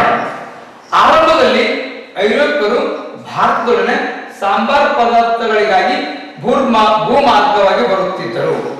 ಅಂದ್ರೆ ಈ ಮೊದಲು ಭಾರತ ಯುರೋಪಿನ ಜೊತೆಗೆ ವ್ಯಾಪಾರ ಸಂಪರ್ಕವನ್ನು ಹೊಂದಿದೆ. ಆದ್ರೆ ಎಲ್ಲಿ ಬಿಟ್ಟಿರೋದು? ಭೂಮಾರ್ಗದ ಮೂಲಕವಾಗಿ. ಹಾಗೆ ಭೂಮಾರ್ಗ ಕಟ್ ಆಯಿತು ಅಂತ ಪ್ರಶ್ನೆ ಮಾಡಿದ್ರೆ ನೋಡೋಣ, ಅದು ಅನೇಕ ತೊಂದರೆಗಳಿಂದ ಕೂಡಿತ್ತು. ಏನ್ ತೊಂದರೆ? ಮಧ್ಯವರ್ತಿಗಳಾದ ಅರಬರ ಮೂಲಕ ವ್ಯಾಪಾರ ನಡೆಸಬೇಕಾಗುತ್ತಿತ್ತು. ಯುರೋಪ್ನಿಂದ ಅರಬ್ ಕಂಟ್ರಿ, ಅಲ್ಲಿಂದ ಭಾರತ. ಸೊ ಇಲ್ಲಿಂದ ಏನಾದ್ರು ವಸ್ತುಗಳನ್ನು ತರಬೇಕಂದ್ರೆ ಇಲ್ಲಿ ಮಾರಾಟ ಮಾಡಬೇಕು, ಭಾರತ ಬರಬೇಕು. ಇಲ್ಲಿಂದ ವಸ್ತುಗಳು ಏನಾದ್ರು ವಸ್ತುಗಳು ಇಲ್ಲಿ ಮಾರಾಟ ಮಾಡಬೇಕು, ತಮ್ಮ ತಾಯ್ನಾಡ ಬರಬೇಕು. ಹಾಗೆ ಅವ್ರ ಉದ್ದೇಶ ಇಲ್ಲಿ ಮತ್ತು ಇಲ್ಲಿ ಮಧ್ಯದಲ್ಲ, ಅದ್ರ ಅನಿವಾರ್ಯವಾಗಿ ಆ ಮಾರ್ಗದ ಮೂಲಕ ಹೋಗ್ತಾ ಇರೋದ್ರಿಂದ ಅಲ್ಲಿ ಮಾರಾಟ ಮಾಡಲೇಬೇಕಾಗ್ತಿತ್ತು. ಸೊ ಅದು ಹೆಚ್ಚಿನ ವ್ಯಾಪಾರ ಅಲ್ಲೇ ಮಾಡಬೇಕಾಗ್ತದೆ, ಅವ್ರಿಗೆ ಇಂಟ್ರೆಸ್ಟ್ ಇರಲಿಲ್ಲ. ಸೊ ಇದು ಯುರೋಪಿಯನ್ನರಿಗೆ ಇಷ್ಟವಿರಲಿಲ್ಲ. ಇದರಿಂದಾಗಿ ಜಲಮಾರ್ಗದ ಸಂಶೋಧನೆ ಮಾಡಿ ಸಮುದ್ರಯಾನದ ಮೂಲಕ ಭಾರತದೊಂದಿಗೆ ಸಂಪರ್ಕ ಪಡೆದುಕೊಂಡರು. ಈ ಹಲವಾರು ಸಮಸ್ಯೆಗಳ ಬೇರೆ ಯಾವುದಾದ್ರು ಮಾರ್ಗದ ಮೂಲಕ ಭಾರತದ ಜೊತೆಗೆ ಯಾಕೆ ಸಂಪರ್ಕ ಪಡ್ಕೊಳ್ಬಾರದು ಅನ್ನೋ ಉದ್ದೇಶವನ್ನ ಹೊಂದಿರಬಹುದು ಅಂತ. ಸೊ ಆ ಕಾರಣಕ್ಕಾಗಿ ಇಲ್ಲಿ ಸಂಶೋಧನೆಗೆ ಕ್ರಮ ಕೈಗೊಳ್ತಾರೆ. ಸೊ 1753ರಲ್ಲಿ ಭೂಮಾರ್ಗದ ಕೇಂದ್ರವಾದ ಕಾನ್ಸ್ಟಾಂಟಿನೋಪಲ್ ನಗರವನ್ನ ತುರ್ಕರು ವಶಪಡಿಸಿಕೊಂಡಿದ್ದ ಪರಿಸ್ಥಿತಿ ಮತ್ತಷ್ಟು ಪ್ರಾಬ್ಲಮ್ಯಾಟಿಕ್ ಆಯಿತು. ತುರ್ಕರ ಪ್ರಭಾವಕ್ಕೊಳಗಾಗಿ ಈ ಪ್ಲೇಸ್ ಅನ್ನ ಕಸ್ಕೋತಾರೆ. ಅಂದ್ರೆ ಒಳಗಡೆ ಇಲ್ಲಿಂದಲೇ ವ್ಯಾಪಾರ ಜಾಸ್ತಿ ಆಗ್ತಿತ್ತು, ಇನ್ನಷ್ಟು ಜಾಸ್ತಿ ಆಗ್ತಿತ್ತು. ಇದು ಪ್ರಾಬ್ಲಮ್ ಆಗ್ತಿತ್ತು. ಹೀಗಾಗಿ ಬೇರೆ ದಾರಿನೇ ಇಲ್ಲ ಅನ್ನೋ ಕಾರಣಕ್ಕಾಗಿ ಹೊರ ಜಗತ್ತಿಗೆ ಸಮುದ್ರ ಮೂಲಕವಾಗಿ ಭಾರತವನ್ನ ಹೊರಕೊಳ್ಳಕ್ಕೆ ದಾರಿ ಮಾಡಿಕೊಡ್ತಿದ್ದ. ಸೊ ಅದರ ಪ್ರತೀಕವಾಗಿ ಪೋರ್ಚುಗೀಸಿನ ಸಾಹಸಿನ ಆಗಿರ್ತಕ್ಕಂಥ ವಾಸ್ಕೋ ಡಿ ಗಾಮಾ ಭಾರತಕ್ಕೆ ಸಮುದ್ರ ಮೂಲಕ ಹೊರಟ. ಸರಿ, ಮಲಬಾರ್ ಪ್ರದೇಶದಲ್ಲಿ ದೊರೆಯಬಹುದಾದ ವಸ್ತುಗಳು ಮತ್ತು ಅಲ್ಲಿ ಬೇಡಿಕೆ ಇರುವ ವಸ್ತುಗಳ ಬಗ್ಗೆ ಸಮೀಕ್ಷೆ ನಡೆಸಿದ. ಒಟ್ಟಾರೆ ವಸ್ತುಗಳು ಬೇಕಂತ. ಸರಿ, ಏನಾಯ್ತು? ಕಲ್ಲಿಕೋಟೆಯ ದೊರೆ ಅಥವಾ ಜಾಮೋರಿಯನ್ ಎಂದು ಕರೆಯಲ್ಪಟ್ಟಿದ್ದ ಮಾನವ ವಿಕ್ರಮ ಎಂಬುವನು ವಾಸ್ಕೋ ಡಿ ಗಾಮನನ್ನ ಕಲ್ಲಿಕೋಟೆಗೆ ಬರಮಾಡಿಕೊಂಡ. ವಿದೇಶಿ ಯಾರು ವರ್ಷ ಬರಮಾಡ್ಕೊಳ್ಬೇಕಾಗುತ್ತೆ, ಅದು ವ್ಯಾಪಾರಕ್ಕೆ ಬಂದನ್ನು ಬರಮಾಡ್ಕೊಳ್ಳೇಬೇಕಾಗುತ್ತೆ, ಏನು ತೊಂದರೆ ಇರಲ್ಲ. ಸಾಕಾರಕ್ಕಾಗಿ ಈ ಜಾಮೋರಿಯನ್ ಅಂತಕ್ಕಂಥ ದೊರೆ ಅಥವಾ ಮಾನವ ವಿಕ್ರಮ ಅಂತಕ್ಕಂಥ ಅವನಿಗೆ ಸ್ವಾಗತ ಕೋರ್ತಾನೆ. 15ರಲ್ಲಿ ಬಂದ ಕ್ಯಾಬ್ರೇಲ್ ಪೋರ್ಚುಗೀಸರ ವ್ಯಾಪಾರ ಕೇಂದ್ರವೊಂದನ್ನು ಸ್ಥಾಪಿಸಿದ. ನೋಡಿ, ಬರೀ 2 ವರ್ಷದವರೆಗೆ ಎಷ್ಟು ಬದಲಾವಣೆ ಆಗುತ್ತೆ ಅಂದ್ರೆ, ಇನ್ನು ನಾವು ನಿರಂತರವಾಗಿ ಭಾರತಕ್ಕೆ ಬರ್ತೀವಿ ಹೋಗ್ತೀವಿ ಅನ್ನೋ ಅರ್ಥ. ಹೀಗಾಗಿ ನಮ್ಮದೇ ಆಗಿರ್ತಕ್ಕಂಥ ಒಂದು ಜಾಗ ಬೇಕು. ಅದಕ್ಕೆ ಇಲ್ಲಿ ನಾವು ವ್ಯಾಪಾರದ ಕೇಂದ್ರ ಅಂತ ಕರಿತೀವಿ, ನಾವು ಸೆಂಟರ್ ಪಾಯಿಂಟ್. ಸೊ ಅಂದ್ರೆ ಅಲ್ಲಿಂದ ಅಲ್ಲಿ ಬರ್ಲಿಕ್ಕೆ, ಅಲ್ಲಿ ಸಾಮಾನು ಇಳಿಸ್ಕೊಳ್ಳಿಕ್ಕೆ, ಅಲ್ಲಿಂದ ಮಾರಾಟ ಮಾಡ್ಕೊಳ್ಳಿಕ್ಕೆ, ವಾಪಸ್ ಅಲ್ಲಿಂದ ತಮ್ಮ ತಾಯಿನಾಡಿಗೆ ಹೋಗ್ಲಿಕ್ಕೆ ಒಂದು ಸೆಂಟರ್ ಪಾಯಿಂಟ್ ಬೇಕಾಯ್ತು. ಅಂದ್ರೆ ವ್ಯಾಪಾರದ ಬದಲಾವಣೆ ಏನಾಗಿದೆ, ಅಥವಾ ಎಷ್ಟು ಉತ್ಸುಕವಾಗಿದೆ, ಅಥವಾ ಎಷ್ಟು ಲಾಭ ಆಗಿದೆ, ಎಲ್ಲ ಪ್ರಶ್ನೆಗಳು ಉತ್ತರ ಸಿಗುತ್ತೆ ಒಂದು ಕೇಂದ್ರ ನಿರ್ಮಾಣ ಆಗಿದೆ ಎಂದು ನಾವು ಗಮನಿಸಿದ್ರೆ ಅಂತ. ಹೀಗಾಗಿ ಬದಲಾವಣೆ ಏನಾಗಿದೆ? 1501ರಲ್ಲಿ 2ನೇ ಸಲ ಬಂದ ವಾಸ್ಕೋ ಡಿ ಗಾಮಾ ಭಾರತದಲ್ಲಿ 3 ವರ್ಷ ಉಳಿದುಕೊಂಡ. ಮತ್ತೊಮ್ಮೆ ಆರಂಭಿಸ್ತಾನೆ. ಅಂದ್ರೆ ಆ ಆಯುಧದ ಕಾರಣಕ್ಕಾಗಿ ಬಹುಶಃ ಈ ಸಲ ಹೆಚ್ಚಿನ ಸಾಮಗ್ರಿಗಳು ಬಂದಿರಬೇಕು. ಆ ಕಾರಣಕ್ಕಾಗಿ 3 ವರ್ಷ ಭಾರತದಲ್ಲಿ ಉಳ್ಕೊಳ್ತಾನೆ, ವ್ಯಾಪಾರ ಮಾಡ್ತಾನೆ. ಸೊ ವಾಪಸ್ ಹೋಗ್ತಾನೆ. ಅಂದ್ರೆ ವ್ಯಾಪಾರ ಪೋರ್ಚುಗೀಸರು ಸ್ಟ್ರಾಂಗ್ ಆಗಿ ನಡೆದಿದೆ ಅಂತಾನೆ ಅರ್ಥ ಅಂತ. ಸೊ ಪೋರ್ಚುಗೀಸರು ತಮ್ಮ ಅಪರಾಧ ಸ್ಪರ್ಧಿಗಳಾದ ಅರಬರನ್ನ ನಿಷ್ಕ್ರಿಯನ್ನಾಗಿ ಮಾಡಿ ಕಲ್ಲಿಕೋಟೆ, ಕೋಚಿನ್ ಮತ್ತು ಕನ್ನಾನೂರುಗಳನ್ನ ವಶಪಡಿಸಿಕೊಂಡು ವ್ಯಾಪಾರದ ಕೇಂದ್ರಗಳನ್ನಾಗಿ ಪರಿವರ್ತನೆ ಮಾಡಿಕೊಂಡರು. ಸ್ಟಾರ್ಟ್ ಆಯ್ತು ಹೋರಾಟ. ಭಾರತದಲ್ಲಿರ್ತಕ್ಕಂಥ ಜನರ ಜೊತೆಗೆ ಹೋರಾಟ ಪ್ರಾರಂಭಿಸಿ ತಮ್ಮ ವ್ಯಾಪಾರದ ವ್ಯವಸ್ಥೆಯನ್ನು ನಿರ್ಮಾಣ ಮಾಡಿಕೊಳ್ತಾ ಇದ್ದಾರೆ. ಕೇರಳದ ಕಲ್ಲಿಕೋಟೆಯನ್ನ, ಕೊಚ್ಚಿನನ್ನ ಮತ್ತು ಕನ್ನಾನೂರನ್ನ ತಮ್ಮ ಹೆಡ್ ಕ್ವಾರ್ಟರ್ಸ್ ಮಾಡ್ಕೊತಾರೆ. ಅಥವಾ ವ್ಯಾಪಾರದ ಕೇಂದ್ರ. ಅಂದ್ರೆ ವ್ಯಾಪಾರ ದಿನದಿಂದ ದಿನಕ್ಕೆ ಹೆಚ್ಚು ಆಗ್ತಾ ಇದೆ, ಅವ್ರ ಪವರ್ ನಿರ್ಮಾಣ ಆಗ್ತಾ ಇದೆ. ಸರಿ, ವ್ಯಾಪಾರ ಕೇಂದ್ರ ಮಾಡ್ಕೊಂಡಾದ್ಮೇಲೆ ಮತ್ತಷ್ಟು ಪ್ರಭಾವ ನಾವು ಇಟ್ಟಾಗ್ತೀವಿ. ಫ್ರಾನ್ಸಿಸ್ಕೋ ಡಿ ಅಲ್ಮೇಡ್ ಪೋರ್ಚುಗೀಸರ ವ್ಯವಹಾರ ಹೆಚ್ಚಾದಂತೆ ಆಡಳಿತದ ನಿರ್ವಹಣೆಯು ಅನಿವಾರ್ಯವಾಯಿತು. ಮೊದಲ ವೈಸ್ರಾಯ ವಾಸ್ಕೋ ಡಿ ಗಾಮ ಫ್ರಾನ್ಸಿಸ್ಕೋ ಡಿ ಅಲ್ಮೇಡ್ ಕೇವಲ ವ್ಯಾಪಾರಕ್ಕೆ ವ್ಯವಹಾರವನ್ನು ಸೀಮಿತಗೊಳಿಸಿದನು. ಇವನ ಈ ನೀತಿಯನ್ನ ಬ್ಲೂ ವಾಟರ್ ಪಾಲಿಸಿ ಎಂದು ಕರೆಯಲಾಗಿದೆ. ಅಂದ್ರೆ ಆಡಳಿತವನ್ನ ನೋಡ್ಕೊಳ್ಳೋದಕ್ಕೋಸ್ಕರವಾಗಿ ಒಬ್ಬನ ನೇಮಕ ಮಾಡ್ತಕ್ಕಂಥ. ನೋಡು, ಮೊದಲು ವಾಸ್ಕೋ ಡಿ ಗಾಮ ಬಂದ ಹೋದ, ಮತ್ತೊಬ್ಬ ವ್ಯಾಪಾರ ಕೇಂದ್ರ ಸ್ಥಾಪನೆ ಮಾಡ್ಬೇಕಂದ. ಹಾಗೆ ವ್ಯಾಪಾರ ಕೇಂದ್ರ ಸ್ಥಾಪನೆ ಮೇಲೆ ಅದೆಲ್ಲ ಲೆಕ್ಕ ಇಡಬೇಕಾಗತ್ತೆ ಅಂತ ಅರ್ಥ. ಸೊ ಅದಕ್ಕೆ ಒಬ್ಬ ಮ್ಯಾನೇಜ್ಮೆಂಟ್ ಬೇಕಾಗುತ್ತೆ. ಹಾಗೆ ಒಬ್ಬ ಮ್ಯಾನೇಜ್ಮೆಂಟ್ ಒಂದು ಅರ್ಥ. ಬಟ್ ಈ ಮ್ಯಾನೇಜ್ಮೆಂಟ್ ಉದ್ದೇಶ ಇದೆ ಬರೀ ವ್ಯಾಪಾರಕ್ಕಷ್ಟೇ ಸೀಮೆ, ಇನ್ನು ರಾಜಕೀಯವಾಗಿ ಅವರು ಯಾವ ಚಿಂತನೆಯನ್ನು ಮಾಡಿಲ್ಲ.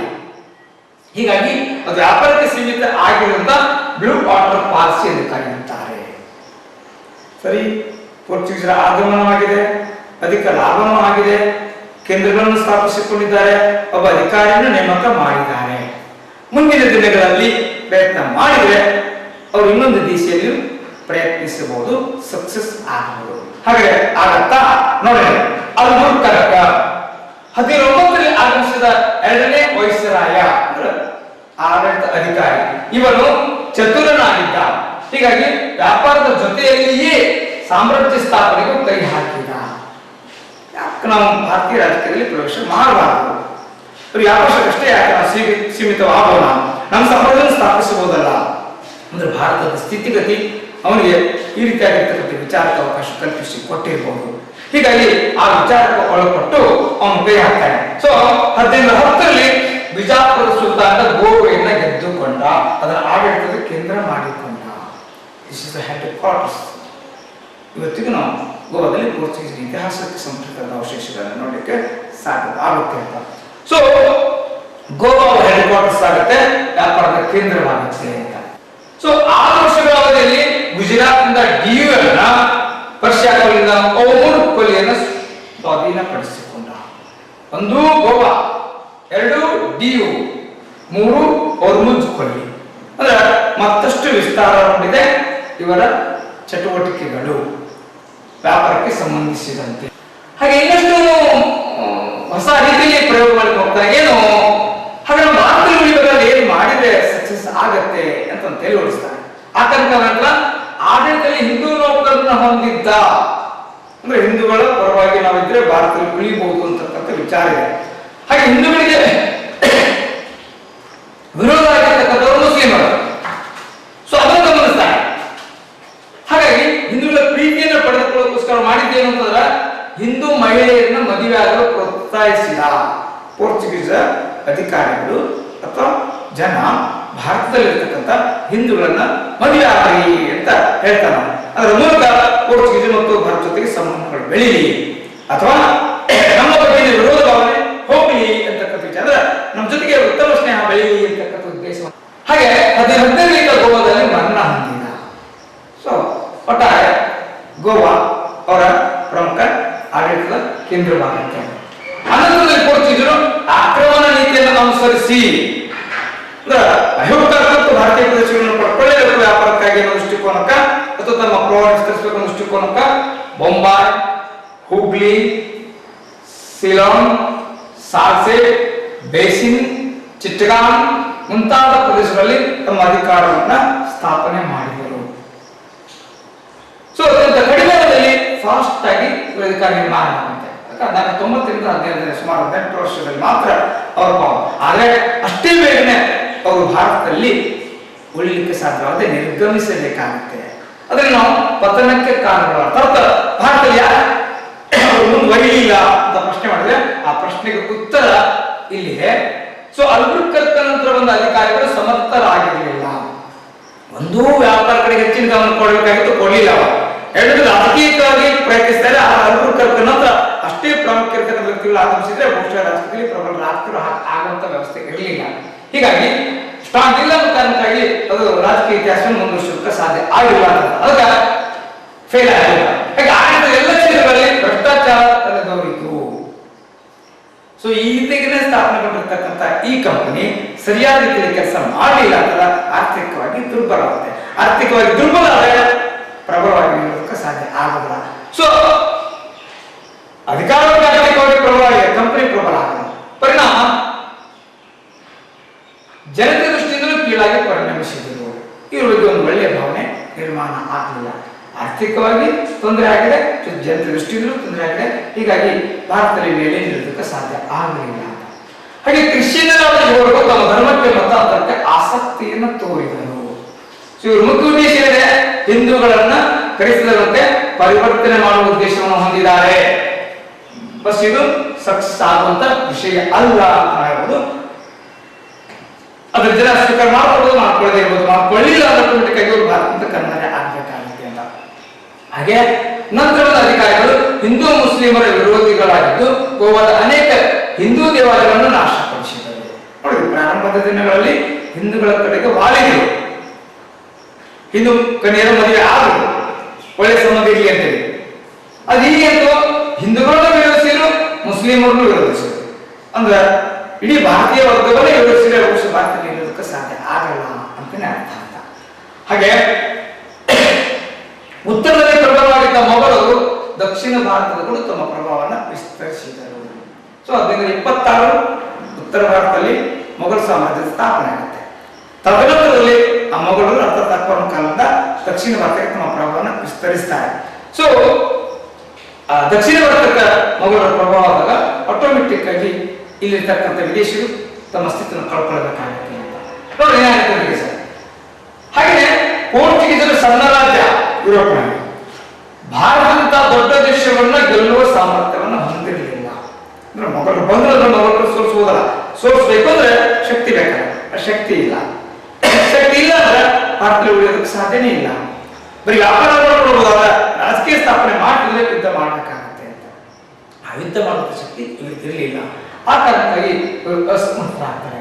ಅದ್ರ ಜೊತೆಗೆ ಹಾಗೆ ಯುರೋಪಿನ ಇನ್ನೊಂದು ವರ್ಗ ಅರ್ಥಾತ್ ಡಚ್ಚರ ಆಗಮನದಲ್ಲಿ ತಮ್ಮ ಪ್ರಭಾವವನ್ನು ಕಳೆದುಕೊಳ್ಳಬೇಕಾಯಿತು.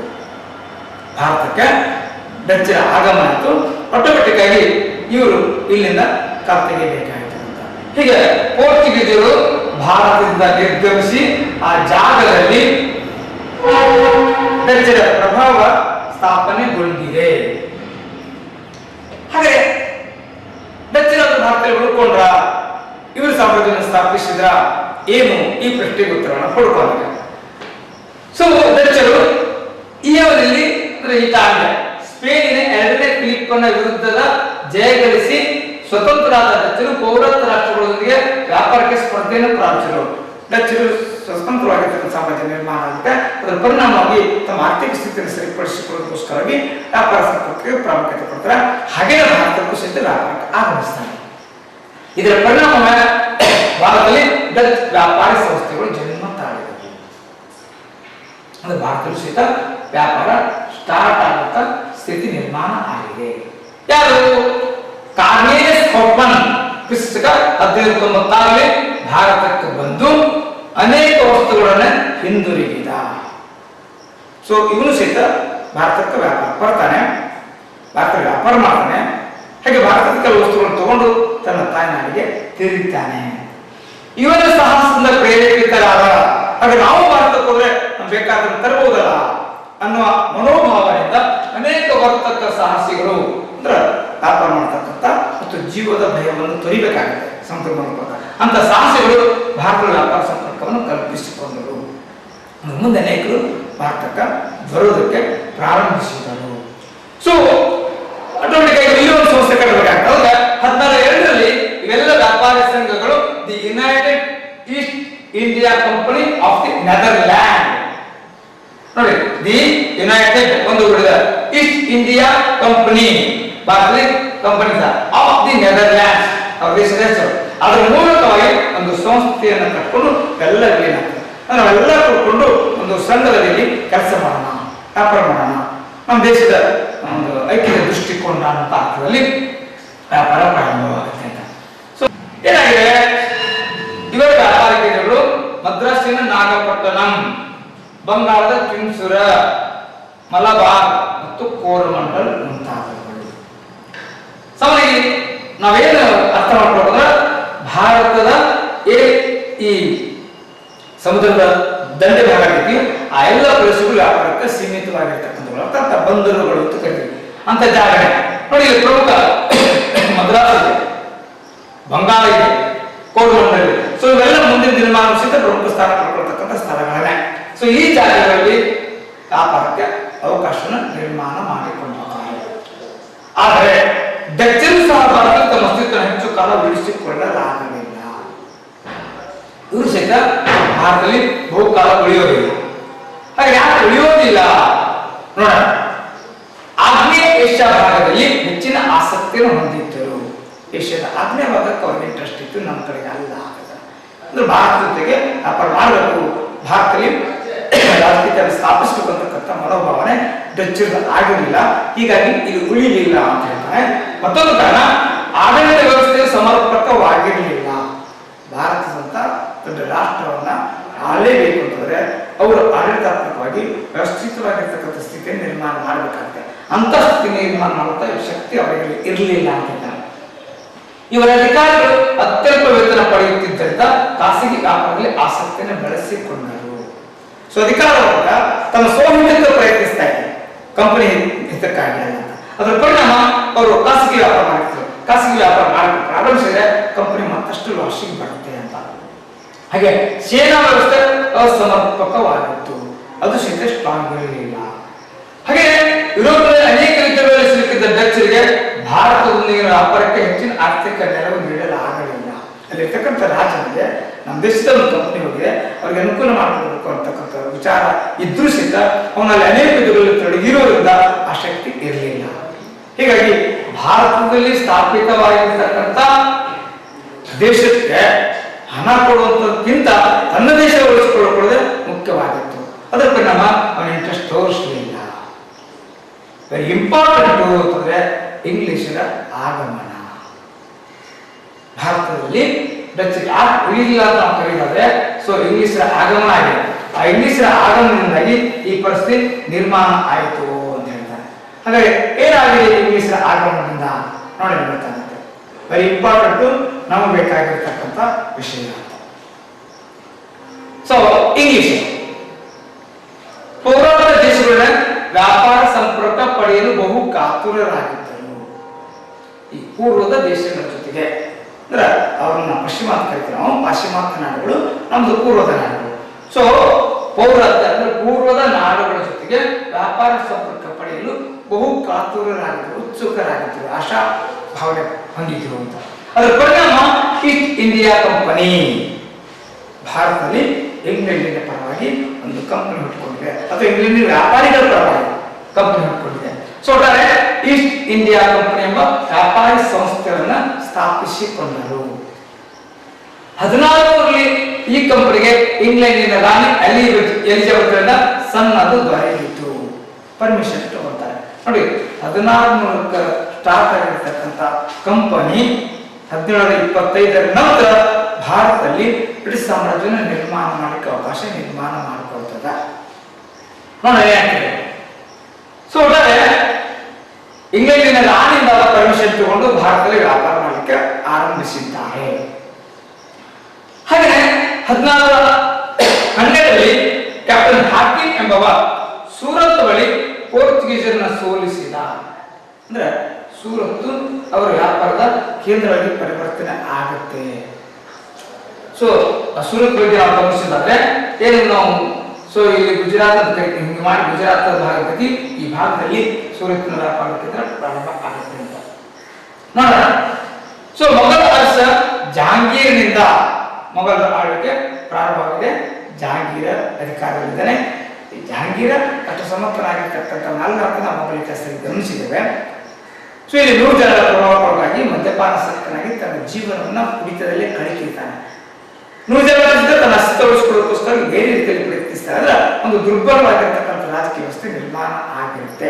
ಅದರ ಲಾಭವನ್ನ ಇಂಗ್ಲಿಷರು ಪಡ್ಕೊಳ್ಳೋದಕ್ಕೆ ಪ್ರಯತ್ನಿಸ್ತಾ ಇದ್ದಾರೆ. ಹೀಗಾಗಿ ಜಹಾಂಗೀರ್ ಅರಸರಿಂದ ಸೂರತ್ ಪ್ಲೇಸ್ನಲ್ಲಿ ವ್ಯಾಪಾರದ ಅನುಮತಿ ಪಡೆದುಕೊಂಡು ಮೊದಲ ವ್ಯಾಪಾರ ಕೇಂದ್ರವನ್ನು ಸ್ಥಾಪಿಸಿಕೊಂಡ. ದೇಶೀಯ ದೊರೆಯೊಬ್ಬನಿಂದಲೇ ಅನುಮತಿ ಸಿಕ್ಕರೆ ಯಾಕೆ ನಾವು ಬ್ರಿಟಿಷರನ್ನ ಪ್ರಭಾವಿತ ಅಂತ ಕರಿತೀವಿ? ಅವರು ಸ್ಟೆಪ್ ಬೈ ಸ್ಟೆಪ್ ಪ್ಲಾನ್ಫುಲ್ ಆಗಿ ವ್ಯವಸ್ಥೆನ ನಿರ್ಮಾಣ ಮಾಡ್ಕೊಂಡು ಹೋಗ್ತಾರೆ. ಡಚ್ ರಂಗ, ಪೋರ್ಚುಗೀಸ್ ರಂಗ ಅಂತ. ಸೊ ನೋಡಿ, ಅರಸನ ಅನುಮತಿ ಪಡ್ಕೊಂಡು ಸೂರತ್ ವ್ಯಾಪಾರ ಮಾಡಿಕೊಂಡಾಗ ಪ್ರಾಬ್ಲಮ್ ಇಲ್ಲ.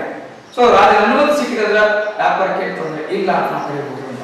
ಹೀಗಾಗಿ ಸೂರತ್ ಅವರ ಮೊದಲ ವ್ಯಾಪಾರದ ಕೇಂದ್ರವಾಗಿದೆ. ಹಾಗೆ ಇಂಗ್ಲೆಂಡಿನ ಒಂದನೇ ಜೇಮ್ಸನ ರಾಯಭಾರಿಯಾಗಿ ಮೊಘಲ್ ಆಸ್ಥಾನಕ್ಕೆ ಬಂದ ಸರ್ ಥಾಮಸ್ ರೋ ಮೊಘಲ್ ಸಾಮ್ರಾಜ್ಯದಲ್ಲಿ 1815ರಲ್ಲಿ ಜಹಾಂಗೀರ್ನಿಂದ ಬ್ರಿಟಿಷರ ವ್ಯಾಪಾರ ಮತ್ತು ಕೋಟೆಗಳ ಸ್ಥಾಪನೆಗೆ ಅನುಮತಿ ಪಡೆದುಕೊಂಡ. ಕಂಪನಿ ವ್ಯಾಪಾರ ಮಾಡ್ತಿದೆ, ಸೂರತ್ ಅವರ ಕೇಂದ್ರ ಆಗಿದೆ. ಬಟ್ ಇಂಗ್ಲೆಂಡಿನ ದೊರೆಯ ಪರವಾಗಿ ಆಗಮಿಸಿರ್ತಕ್ಕಂಥ ವ್ಯಕ್ತಿಯೊಬ್ಬ ಅಥವಾ ಸರ್ ಥಾಮಸ್ ರೋ ಮೊಘಲ್ ರಾಜರಿಂದ ಇನ್ನಷ್ಟು ರಿಯಾಯಿತಿಗಳನ್ನು ಒದಗಿಸಿಕೊಡ್ತಾನೆ. ನಮ್ಮ ಹುಡುಗರು ವ್ಯಾಪಾರ ಮಾಡಲಿಕ್ಕೆ ಪರ್ಮಿಷನ್ ಕೊಡು. ಸೊ ಇಂಗ್ಲೆಂಡಿನ ರಾಜ ಅವನ ಪರವಾಗಿ ಹೇಳ್ತಾನೆ, ನಿಮ್ಗೆ ಕೇಳಲೇಬೇಕಾಗುತ್ತೆ. ಆ ಲೆಕ್ಕಕ್ಕೆ ಮತ್ತಷ್ಟು ಅನುಮತಿ ಸಿಗ್ತಾ ಇದೆ ಅಥವಾ ಲಾಭ ಸಿಗ್ತಾ ಇದೆ. ಆ ಲಾಭದ ಪರಿಣಾಮ ವ್ಯಾಪಾರ ಇನ್ನಷ್ಟು ಬೆಳಲಿಕ್ಕೆ ಸಾಧ್ಯ ಆಗ್ತಿದೆ. ಸೊ ಸೂರತ್ನಿಂದ ವ್ಯಾಪಾರ ಪ್ರಾರಂಭಗೊಂಡಿರ್ತಕ್ಕಂಥದ್ದು ಮುಂದುವರೆದು ಬ್ರೋಚ್, ಅಹಮದಾಬಾದ್, ಆಗ್ರಾದಲ್ಲಿ ವ್ಯಾಪಾರಿ ಕೋಟೆಗಳು ಅಸ್ತಿತ್ವಕ್ಕೆ ಬಂದವು. ಆ ಭಾಗದಲ್ಲಿ ವ್ಯಾಪಾರ ಸ್ಟಾರ್ಟ್ ಆಗಿದೆ ಅಥವಾ ಭಾರತದ ಇನ್ನಷ್ಟು ಪ್ರದೇಶಗಳಲ್ಲಿ ವ್ಯಾಪಾರ ಮಾಡಲಿಕ್ಕೆ ಕಂಪನಿಗೆ ಅನುಕೂಲ ದೊರೆತಿದೆ. ಹಾಗೆ ಇನ್ನಷ್ಟು ಬೆಳೆಯಲಿಕ್ಕೆ ಪ್ರಯತ್ನ 1629ರಲ್ಲಿ ಕ್ಯಾಪ್ಟನ್ ಹಾಟ್ಕಿನ್ಸ್ ಮೊಘಲ್ ಚಕ್ರವರ್ತಿಯಿಂದ ಮತ್ತಷ್ಟು ರಿಯಾಯಿತಿಗಳನ್ನು ಪಡೆದುಕೊಂಡ. ಇನ್ನಷ್ಟು ಅನುಕೂಲ ಏರ್ಕೊಂಡ. ಮದ್ರಾಸ್ನಲ್ಲಿ ಪೋರ್ಟ್ ಸೇಂಟ್ ಜಾರ್ಜ್ ಎಂಬ ವ್ಯಾಪಾರ ಕೇಂದ್ರವನ್ನು ಸ್ಥಾಪಿಸಿದ. Very very important. ಮುಂದೆ ಸಂಭವಿಸತಕ್ಕಂಥ ಕರ್ನಾಟಕ ಯುದ್ಧಗಳಿಗೆ ಮೂಲ ಕಾರಣನೇ ಈ ಮದ್ರಾಸು, ಈ ಪೋರ್ಟ್ ಸೇಂಟ್ ಜಾರ್ಜ್ ಅಂತಕ್ಕಂಥದ್ದು. ಸೊ ಈ ಪ್ರದೇಶದಲ್ಲಿ ಅವರ ವ್ಯಾಪಾರ ಕೇಂದ್ರ ಸ್ಥಾಪನೆ ಆಗುತ್ತೆ. ಅಂದ್ರೆ ಸೂರತ್ನ ಮೀರಿ ಮದ್ರಾಸ್ ಬರುತ್ತೆ, ಮದ್ರಾಸನ್ನು ಮೀರಿ ಮುಂಬೈ ಬೆಳೆಯುತ್ತೆ. ಅಂದ್ರೆ ಒಂದು ರೀತಿ ಬ್ರಿಟಿಷರ ವ್ಯಾಪಾರ ಕೇಂದ್ರ ಒಂದಕ್ಕಿಂತ ಒಂದು ಸ್ಟ್ರಾಂಗ್ ಆಗ್ತಕ್ಕಂಥ ಸ್ಥಿತಿ ನಿರ್ಮಾಣ ಆಗ್ತದೆ. ಇವೆಲ್ಲವನ್ನ ಮೀರಿ ಬಂಗಾಳ ಬೆಳೀತದೆ.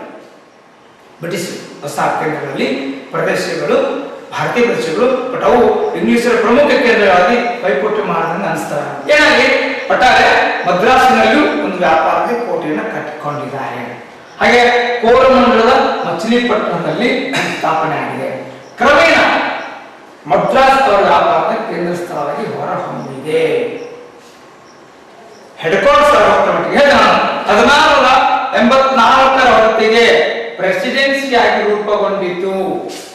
1600ರಿಂದ 1684 ವರ್ಷಗಳ ಅವಧಿಯಲ್ಲಿ ಮದ್ರಾಸು ಒಂದು ಪ್ರತ್ಯೇಕ ಆಡಳಿತ ಮಾಡುವ ಕೇಂದ್ರವಾಗಿ ಪರಿವರ್ತನೆಗೊಂಡಿದೆ. ಎದುರು ಇಂಗ್ಲಿಷರ ವ್ಯಾಪಾರಕ್ಕೆ ಸಂಬಂಧಿಸಿರ್ತಕ್ಕಂಥ ಆಡಳಿತ ಕ್ರಮ, ಅದಕ್ಕೆ ಪ್ರೆಸಿಡೆನ್ಸಿ ಅಂತ ಕರೀತಾನೆ. ಮುಂದೆಲ್ಲ ನಾವು ಕರೆಯೋದು ಈ ಪ್ರೆಸಿಡೆನ್ಸಿ ಅಂತ ಕರೀತೀವಿ, ಆಡಳಿತದ ಕೇಂದ್ರ.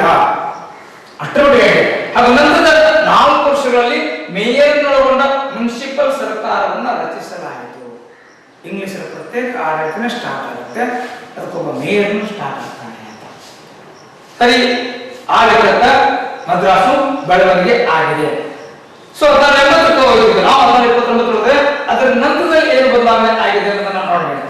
ಸೊ 1833ರಲ್ಲಿ ಒರಿಸ್ಸಾದ ಹರಿಹರಪುರ ಮತ್ತು ಬಲ್ಸೇರ್ದಲ್ಲಿ ಕೋಟೆಗಳನ್ನು ಸ್ಥಾಪಿಸಿದರು. ಹಾಗೂ ಇದೇ ಅವಧಿಯಲ್ಲಿ ಇಲ್ಲಿದ್ದ ಪೋರ್ಚುಗೀಸರು ಮತ್ತು ಡಚ್ ಇಂದ ಒಪ್ಪಟ್ಟಳ ಪ್ರಾರಂಭವಾಯಿತು. ಸೊ ಇಂಗ್ಲಿಷರಿಗೂ ಪೋರ್ಚುಗೀಸರು ಡಚ್ಚರಿಗೂ ಹೋರಾಟಗಳು ಪ್ರಾರಂಭ ಆಗ್ತವೆ. ಜೊತೆಗೆ ಇದೇ ಅವಧಿಯಲ್ಲಿ ಬಂಗಾಳದಲ್ಲಿ ಮೊಘಲ್ ಸುಬೇದಾರನಿಗೆ ನೋಡಿ ಬ್ಯಾಡ್ ಲಕ್ ನಮ್ಮ ದೇಶದ ಇತಿಹಾಸ. ಒಂದು ಜಹಾಂಗೀರ್ನ ಅನುಮತಿ ತಗೊಂಡು ವ್ಯಾಪಾರ ಮಾಡಲಿಕ್ಕೆ ಪರ್ಮಿಷನ್ ಸಿಕ್ತು ಸೂರತ್, ಮತ್ತೊಂದು ಮದ್ರಾಸು. ಈಗ ಬಂಗಾಳ ಸಿಗ್ತವೆ. ಏನಾಗಿದೆ, ಸಿಫಾರಸು ಇಂಗ್ಲಿಷ್ ವೈದ್ಯ ಗ್ಯಾಬ್ರಿ ಬೋರ್ಡ್ ಅಂತಕ್ಕಂಥ ಶಸ್ತ್ರಚಿಕಿತ್ಸೆಯನ್ನ ಮಾಡಿದ. ಅವನಿಗೆ ಗುಣಮುಖನಾಗಿ ಮಾಡ್ತಾನೆ. ಅವನನ್ನ ಗುಣಪಡಿಸಿದ್ರಿಂದ ಸುಬೇದಾರರಿಂದ ಬಂಗಾಳದಲ್ಲಿ ಬ್ರಿಟಿಷರ ವ್ಯಾಪಾರಕ್ಕೆ ಅವಕಾಶ ಕಲ್ಪಿಸಲಾಯಿತು. ಏನ್ ಬೇಕು ಕೇಳಿ ಡಾಕ್ಟರ್ ಅಂತ ಕೇಳ್ತಾನೆ. ಏನ್ ಬೇಡಪ್ಪ, ನಮ್ಗೆ ವ್ಯಾಪಾರಕ್ಕೆ ಅನುಮತಿ ಕೊಡು. ಬ್ರಿಟಿಷ್ ನಾವು ಯಾರಾಗಿದ್ರೆ ಏನ್ ಕೇಳಿದ್ರೆ ಗೊತ್ತಿಲ್ಲ, ಬಟ್ ಇಲ್ಲಿ ಬಂಗಾಳದಲ್ಲಿ ವ್ಯಾಪಾರಕ್ಕೆ ಅನುಮತಿ ಕೊಡ್ರಿ ಅಂತ ಕೇಳ್ತಾನೆ. ತಪ್ಪೇನಿಲ್ಲ ಅವನು. ಆದ್ರೆ ಮುಂದೆ ಬಂಗಾಳ ಬ್ರಿಟಿಷ್ ಸಾಮ್ರಾಜ್ಯದ ಆಡಳಿತದ ಕೇಂದ್ರವಾಗಿ ನಿರ್ಮಾಣಗೊಳ್ಳುತ್ತೆ. ಬಂಗಾಳದ ಮೂಲಕವೇ ಭಾರತದಲ್ಲಿ ಬ್ರಿಟಿಷ್ ಆಳ್ವಿಕೆ ಪ್ರಾರಂಭ ಆಗುತ್ತೆ. ಇಡೀ ಭಾರತವನ್ನೇ ಗೆದ್ಕೋತಾರೆ ನೋಡಿ. ಸೂರತ್ ಹೋಯ್ತು, ಮದ್ರಾಸ್ ಹೋಯ್ತು, ಈಗ ಬಂಗಾಳಕ್ಕೆ ಶಿಫ್ಟ್ ಆಗುತ್ತೆ ಬ್ರಿಟಿಷ್ ರೋಡ್. ಏನಾಗಿದೆ ಸರ್, ಒಟ್ಟಾರೆ ವೈದ್ಯನೊಬ್ಬ ಬ್ರಿಟಿಷರಿಗೆ ಅನುಕೂಲ ಮಾಡಿಕೊಡುವಂತ ಸ್ಥಿತಿ ನಿರ್ಮಾಣ ಆಗಿದೆ. ಅದು ಪರಿಣಾಮ ಏನಾಯ್ತು ಮುಂದಿನ ದಿನಗಳಲ್ಲಿ ಹುಬ್ಳಿಯಲ್ಲಿ, ಕಾಶಿ ಬಜಾರ್ನಲ್ಲಿ, ಪಾಟ್ನಾಗಳಲ್ಲಿ ವ್ಯಾಪಾರಿ ಕೋಟೆಗಳು ಸ್ಥಾಪನೆ ಆದವು. ಸೊ ಆ ಸುತ್ತಮುತ್ತ ಎಲ್ಲ ಪ್ರದೇಶದಲ್ಲಿ ಬ್ರಿಟಿಷ್ ಸಾಮ್ರಾಜ್ಯ ಎಕ್ಸ್ಟೆನ್ಷನ್ ಆಗ್ತಾ ಬರ್ತಾ ಇದೆ. ಹಾಗೆ ಇನ್ನೊಂದರ ಬ್ರಿಟಿಷ್ ಹಂತವಾಗಿ ಏನು, ಪೋರ್ಚುಗಲ್ನ ದೊರೆಯು ತನ್ನ ಸಹೋದರಿನ ವಿವಾಹ ಆಗಿದ್ದ ಇಂಗ್ಲೆಂಡಿನ ಎರಡನೇ ಚಾರ್ಲ್ಸ್ಗೆ ವರದಕ್ಷಿಣೆಯಾಗಿ ಮುಂಬೈಯನ್ನು ಕೊಟ್ಟಿದ್ದ. ಪೋರ್ಚುಗೀಸ್ ದೇಶ, ಇಂಗ್ಲೆಂಡಿನ ರಾಜ ಅವ ಲಗ್ನಾಗಿದ್ದ, ಅವನು ವರದಕ್ಷಿಣೆಯಾಗಿ ಭಾರತದ ಮುಂಬೈಗೆ ಕೊಡ್ತಾನೆ. ಹೇಗಿದೆ ನೋಡಿ. ಸೊ ನೋಡಿದ್ವಿ, ಸೂರತ್ ಆಗಿತ್ತು, ಮದ್ರಾಸ್ ಆಗಿತ್ತು, ಬಂಗಾಳ ಆಗಿತ್ತು, ಈಗ ಮುಂಬೈ. ಅಂದ್ರೆ 4 ದಿಕ್ಕಿನಲ್ಲಿ 4 ಪ್ರಮುಖವಾಗಿರ್ತಕ್ಕಂಥ ಬಂದರುಗಳನ್ನ ಇಂಗ್ಲಿಷರು ತಮ್ಮ ನಿಯಂತ್ರಣಕ್ಕೆ ತೆಗೆದುಕೊಳ್ಳುವುದಕ್ಕೆ ಅವಕಾಶವಾಗುವಂತ ಪರಿಸ್ಥಿತಿ ನಿರ್ಮಾಣ ಆಗ್ತಿದೆ. ಹಾಗೆ ಏನಾಗಿದೆ, ಆ ಮುಂಬೈ ನಾನೇ ಮಾಡಿರೋ ಲೆಕ್ಕಕ್ಕಿದೆ. 1668ರಲ್ಲಿ ದೊರೆಯು ಮುಂಬೈಯನ್ನು 10 ಪೌಂಡ್ಗಳ ವಾರ್ಷಿಕ ಬಾಡಿಗೆ ಈಸ್ಟ್ ಇಂಡಿಯಾ ಕಂಪನಿಗೆ ಕೊಟ್ಟ. ಹಂಗ ಭಾರತದಲ್ಲಿ ನಮ್ಮ ಕಂಪನಿ ಇದೆ, ಅವರಿಗೆ ಕೊಟ್ಟರು, ಅವ್ರನ್ನ ಕೊಡ್ತಾರೆ. ನಾವು ವರ್ಷಕ್ಕೆ 10 ಪೌಂಡ್ ಕೊಟ್ಬಿಡಪ್ಪ, ಆ ಮುಂಬೈ ನೀನೇ ತಗೋ ಅಂತ. ಇಂಥ ದೇಶದ ಕ್ರಮ ಹೇಗಿದೆ ಅಂತ. ಪರಿಣಾಮ ಮುಂಬೈಯಲ್ಲಿ ಬ್ರಿಟಿಷರ ಆಡಳಿತ ಮತ್ತಷ್ಟು ಅಥೆಂಟಿಕ್ ಆಗಲಿಕ್ಕೆ ಅವಕಾಶ. ಒಟ್ಟಾರೆ ಅಭಿವೃದ್ಧಿ ಹೊಂದಿದ ಮುಂಬೈ ಬ್ರಿಟಿಷ್ ಶಾಸನ 1687ರ ಹೊತ್ತಿಗೆ ಸೂರತ್ನ ಮೀರಿ ಪ್ರಮುಖ ಕೇಂದ್ರವಾಗಿ ಹೊರಹೊಮ್ಮಿದೆ. ಇಲ್ಲಿ ಹೇಳಬೇಕಾದ ಉದ್ದೇಶನು, ಬ್ರಿಟಿಷರು ಪ್ರಥಮ ವ್ಯಾಪಾರದ ಕೋಟೆಯನ್ನು ಸ್ಟಾರ್ಟ್ ಮಾಡಿದ್ದು ಸೂರತ್ನಲ್ಲಿ. ಆದ್ರೆ ಕೊನೆಗಿರ್ತಕ್ಕಂಥ ಮುಂಬೈಯಲ್ಲಿ ಅದು ಎಷ್ಟು ಮಟ್ಟಿಗೆ ಬೆಳೀತು ತರ ಸೂರತ್ನ ಮೀರಿ ವ್ಯಾಪಾರದ ಕೇಂದ್ರವಾಗಿ ಹೊರಹೊಮ್ಮಿದೆ. ಅಂದ್ರೆ ಬ್ರಿಟಿಷರ ಸತ್ವದ ಮಟ್ಟಿಗೆ ಹೆಡ್ ಕ್ವಾರ್ಟರ್ಸ್ ಅಂತ ಅರ್ಥ. ಹಾಗಾದ್ರೆ ಮುಂದೆ ಲಾಭ ಆಗಿದೆ, ಮತ್ತೊಂದು ಲಾಭ ಆಗುತ್ತೆ ಬ್ರಿಟಿಷರಿಗೆ. ಏನು ಹೆಚ್ಚು ಕಡಿಮೆ 1707 ಮೊಘಲ್ ಸಾಮ್ರಾಜ್ಯದ ಅವನತಿ ಅಂತ ಕರೀತಾರೆ. ಅದರ ಮುಂದಿನ ದಿನಮಾನಗಳು ಭಾರತದಲ್ಲಿ ಪ್ರಬಲವಾಗಿರ್ತಕ್ಕಂಥ ಈ ಬ್ರಿಟಿಷರ ಅಧಿಕಾರ ಸ್ಥಾಪನೆ ಮಾಡಿಕೊಳ್ಳಕ್ಕೆ ದಾರಿ ಸಿಗುವಂತ ಪ್ರಯತ್ನ ಏನಾಗಿದೆ ನೋಡಿ. ನಮ್ಮ ದೇಶದ ದುರ್ದೈವ 1717ರಲ್ಲಿ ರೋಗದಿಂದ ಬಳಲುತ್ತಿದ್ದ ಮೊಘಲ್ ದೊರೆ ಫರುಖಿಯಾನನ್ನ ಇಂಗ್ಲಿಷ್ ವೈದ್ಯ ವಿಲಿಯಂ ಹ್ಯಾಮಿಲ್ಟನ್ ಗುಣಪಡಿಸಿದ. ಬಂಗಾಳದಲ್ಲಿ ಸುಬೇದಾರ ಗುಣಪಡಿಸಿದ, ಬಂಗಾಳದ ವ್ಯಾಪಾರಕ್ಕೆ ಅವಕಾಶ ಸಿಕ್ಕಿದೆ. ಈಗ ಮೊಘಲ್ ದೊರೆಯನ್ನು ಗುಣಪಡಿಸಿದ, ಮತ್ತಷ್ಟು ಲಾಭ ಸಿಗಬಹುದು. ನೋಡೋಣ ಆ ಇಂಗ್ಲಿಷ್ ಟೆಕ್ನಿಕ್ ಹೇಗಿದೆ ಅಂತ ಸರ್. ಸೊ ಇದರಿಂದ ಕಂಪನಿಯಿಂದ ಪಡೆಯುತ್ತಿದ್ದ ವರ್ಷಕ್ಕೊಮ್ಮೆ ಟ್ಯಾಕ್ಸ್ 3000 ರೂಪಾಯಿಗಳ ತೆರಿಗೆಯನ್ನ ರದ್ದುಪಡಿಸಿದ. ಎಂತ ಅದ್ಭುತವಾಗಿರ್ತಕ್ಕಂಥ ಬ್ರಿಟಿಷ್ ಟೆಕ್ನಿಕ್ ಇದು. 3000 ರೂಪಾಯಿ ಕೊಟ್ಟು ಬಿಟ್ಟರೆ ಹೋಗ್ತಿತ್ತು, 10,000 ರೂಪಾಯಿ ಕೊಟ್ಟರು ಮುಟ್ಟ ಹೋಗ್ತಿತ್ತು, 1 ಲಕ್ಷ ಕೊಟ್ಟರು ಮುಟ್ಟ ಹೋಗ್ತಿತ್ತು. ಆದ್ರೆ ಬ್ರಿಟಿಷ್ ಏನ್ ತಗೊಂಡು ಇದೆ ಟೆಕ್ನಿಕ್ ನೋಡಿ. ಪ್ರತಿ ವರ್ಷ ಕಂಪನಿ ಮೊಘಲ್ ಅರಸರಿಗೆ ಬರ್ತಕ್ಕಂಥ ತೆರಿಗೆ ಬೇಡ ಅಂತ ಹೇಳ್ತಾನೆ. ತೆರಿಗೆ ರಹಿತವಾದ ವ್ಯಾಪಾರ ಹೆಚ್ಚು ಕಡಿಮೆ ಆ ಪ್ರದೇಶದ ಸಾರ್ವಭೌಮತ್ವ ಸ್ಥಾಪಿಸಿದಂಗನೆ. ಇದನ್ನ ಇಂಗ್ಲಿಷರು ಯಾವ ಪ್ರತಿಬಂಧವಿಲ್ಲದ ವ್ಯಾಪಾರದ ಅನುಕೂಲತೆಯನ್ನು ಪಡೆದುಕೊಂಡರು. ಪ್ರತಿಬಂಧ ನೋ ಪ್ರಾಬ್ಲಮ್ ಅನ್ನೋದರ್ಥ. ಸೊ ನಿಮ್ಮ ಡೆಲಿವರಿ ಆದ ಬೇಗದಂಗ ವ್ಯಾಪಾರ ಮಾಡಿ ಅಂತ. ಅದರ ಪರಿಣಾಮ ಮುಂಬೈ ಟಂಕಸಾಲದ ತನ್ನದೇ ಆದ ನಾಣ್ಯಗಳನ್ನು ಟಂಕಿಸಲು ಅಧಿಕಾರವನ್ನು ಪಡೆದುಕೊಂಡರು. ನಮ್ಮದೇ ಆಗಿರ್ತಕ್ಕಂಥ ಫುಲ್ ಪವರ್ ಸ್ಟಾರ್ಟ್ ಆಗಿದೆ ಬ್ರಿಟಿಷರು ಭಾರತದಲ್ಲಿ. ಹಾಗೇನೆ ಬಂಗಾಳ ಮತ್ತು ಸೂರತ್ಗಳಲ್ಲಿ ಸುಂಕವಿಲ್ಲದೆ ವ್ಯಾಪಾರ ನಡೆಸುವಂತಾಯಿತು. ಸೊ ಎಲ್ಲ ಪ್ರದೇಶಗಳಲ್ಲಿ ಬ್ರಿಟಿಷರು ತಮ್ಮ ಪ್ರಭಾವವನ್ನು ನಿರ್ಮಾಣ ಮಾಡಿದ್ದಾರೆ. ಎಷ್ಟು ಮಟ್ಟಿಗೆ ನಿರ್ಮಾಣ ಮಾಡಿದ್ರೆ 18ನೇ ಶತಮಾನದ ಪೂರ್ವಾರ್ಧದಲ್ಲಿ 1617 ನಂತರ ಕಾಲದಲ್ಲಿ ಈಸ್ಟ್ ಇಂಡಿಯಾ ಕಂಪನಿ ವ್ಯಾಪಾರದಿಂದ ಅಧಿಕ ಲಾಭ ಗಳಿಸಿತು. ಸರ್ಕಾರಕ್ಕೆ ಏನು ಕೊಡಬೇಕಾದ ಅವಶ್ಯಕತೆ ಇಲ್ಲ, ಮಾಡಿದೆಲ್ಲ ಲಾಭನೇ. ಸೊ ಭಾರತ ವ್ಯಾಪಾರ ದೊಡ್ಡ ಪ್ರಮಾಣದ ಎಷ್ಟಾಯ್ತು? ಆಯಾತ ಮತ್ತು ನಿರ್ಯಾತ 8ರಷ್ಟು ಹೆಚ್ಚಿತು. ಆಮದು ಮತ್ತು ಕಳಿಸೋದು ರಫ್ತು ಬ್ರಿಟಿಷರಿಗೆ 8ರಷ್ಟು ಲಾಭ ಆಗುತ್ತೆ. ಹಾಗೆ 18ನೇ ಶತಮಾನದ ಆದಿ ಭಾಗದಲ್ಲಿ ಮೊಘಲ್ ಸಾಮ್ರಾಜ್ಯ ಅವನತಿ ಹೊಂದಿ ಛಿದ್ರವಾಗಲಾರಂಭಿಸಿತು. ಅಂದ್ರೆ ಹಣ ಇವತ್ತಿದೆ, ಈ ಸಾಮ್ರಾಜ್ಯ ನಿರ್ಮಾಣ ಮಾಡಿಕೊಳ್ಳಿ ಅನ್ನುವಂಥ ವ್ಯಾಪಾರವನ್ನು ನಿರ್ಮಾಣ ಮಾಡಿಕೊಳ್ತಾ ಇದೆ ಭಾರತದ ಇತಿಹಾಸ ಅಂದಾಗ. ಸೊ ಕೇಂದ್ರ ಪ್ರಭುತ್ವ ಇಲ್ಲದಂತಾಯಿತು. ಮರಾಠರು ಐದರ ನೆಲೆಗಳ ಮೇಲೆ ದಾಳಿ ಮಾಡಲು ಆರಂಭಿಸಿದರು. ಸೊ ಇಲ್ಲಿ ಒಂದು ಬ್ಯಾಟರ್ ಇದು ಈಗ ಮೊಘಲ್ ಅಧಿಕಾರದ ನಿರ್ಗಮಿಸಿದ್ದಾರೆ. ಅದಕ್ಕೆ ಮೂಲ ಕಾರಣ ಮರಾಠರೇ. ಆದ್ರೆ ಮರಾಠರು ಭಾರತವನ್ನು ಆಳುವಂತ ಸ್ಥಿತಿನ ನಿರ್ಮಾಣ ಮಾಡಿಕೊಳ್ಳಿಲ್ಲ. ಒಂದು ಲೆಕ್ಕಕ್ಕೆ ಮರಾಠರು ದಾಳಿಕೋರ ರೂಪದಲ್ಲಿ ಕಾಣಿಸ್ತಾರೆ, ಲೂಟಿಕೋರ ರೂಪದಲ್ಲಿ ಕಾಣಿಸ್ತಾರೆ. ಅಂದ್ರೆ ಭಾರತದ ಪ್ರದೇಶಗಳನ್ನೆಲ್ಲ ಲೂಟಿ ಮಾಡಿ ಆ ಸಂಪತ್ತನ್ನ ಕಸ್ಕೊಂಡು ಬರ್ತಿದ್ರು ಅಂತ. ಹೀಗಾಗಿ ಭಾರತದಲ್ಲಿ ನೆಲೆಸಿದ ಭಾರತೀಯರು ಹಾಗೆ ಇಂಗ್ಲಿಷರು, ಫ್ರೆಂಚರು, ಡಚ್ಚರು ಯಾರ್ಯಾರು ತಮ್ಮನ್ನು ರಕ್ಷಿಸಬೇಕಾಗುತ್ತೆ. ನಮ್ಮ ಸಂಪತ್ತು ಒಯ್ಯಬಾರ್ದಂತ ರಕ್ಷಣೆ ಮಾಡ್ತಾರೆ. ಆ ರಕ್ಷಣೆ ಮಾಡ್ಕೊಳ್ತಕ್ಕಂಥ ಪರಿಣಾಮವೇ ಮುಂದೆ ಯುದ್ಧಗಳು ಸಂಭವಿಸಿ ಅದರಿಂದ ಬ್ರಿಟಿಷರು ಅಧಿಕಾರ ಪಡ್ಕೊಳ್ಳಕ್ಕೆ ಸಾಧ್ಯವಾಗುತ್ತೆ. ದೇಶೀಯರು ದುರ್ಬಲ ಆಗೋಕ್ಕೆ ಸಾಧ್ಯವಾಗುತ್ತೆ. ನೋಡಿ ಎಂತ ಪರಿಸ್ಥಿತಿ. ಮರಾಠರಿಂದಾಗಿ ಲೆಕ್ಕದ ಬ್ರಿಟಿಷರ ಬೆಳವಣಿಗೆಗೆ ಅವಕಾಶ ಆಗಿದೆ ಅಂತ ಕರೆದು ತಪ್ಪಾಗಲಿಕ್ಕಿಲ್ಲ ಅಂತ ಏನಾಗುತ್ತೆ ನೋಡೋಣ. ಸೊ 1920ರಲ್ಲಿ ಮುಂಬೈ ಸುತ್ತಲೂ ಕೋಟೆಯನ್ನು ಕಟ್ಟಿದರು. ಕಲ್ಕತ್ತೆಯ ಇಯರ್ ಕೋಟೆಯನ್ನು ಭದ್ರಪಡಿಸಿದರು. ಸೊ ಮುಂಬೈಲಿರ್ತಕ್ಕಂಥ ಇಂಗ್ಲಿಷರ ಕೋಟೆಯನ್ನ ಕಲ್ಕತ್ತಾದಲ್ಲಿರ್ತಕ್ಕಂಥ ಇಂಗ್ಲಿಷರ ಕೋಟೆಯನ್ನ ಕಟ್ಕೊಳ್ತಾರೆ ಅಥವಾ ರಕ್ಷಿಸಿಕೊಳ್ತಾರೆ.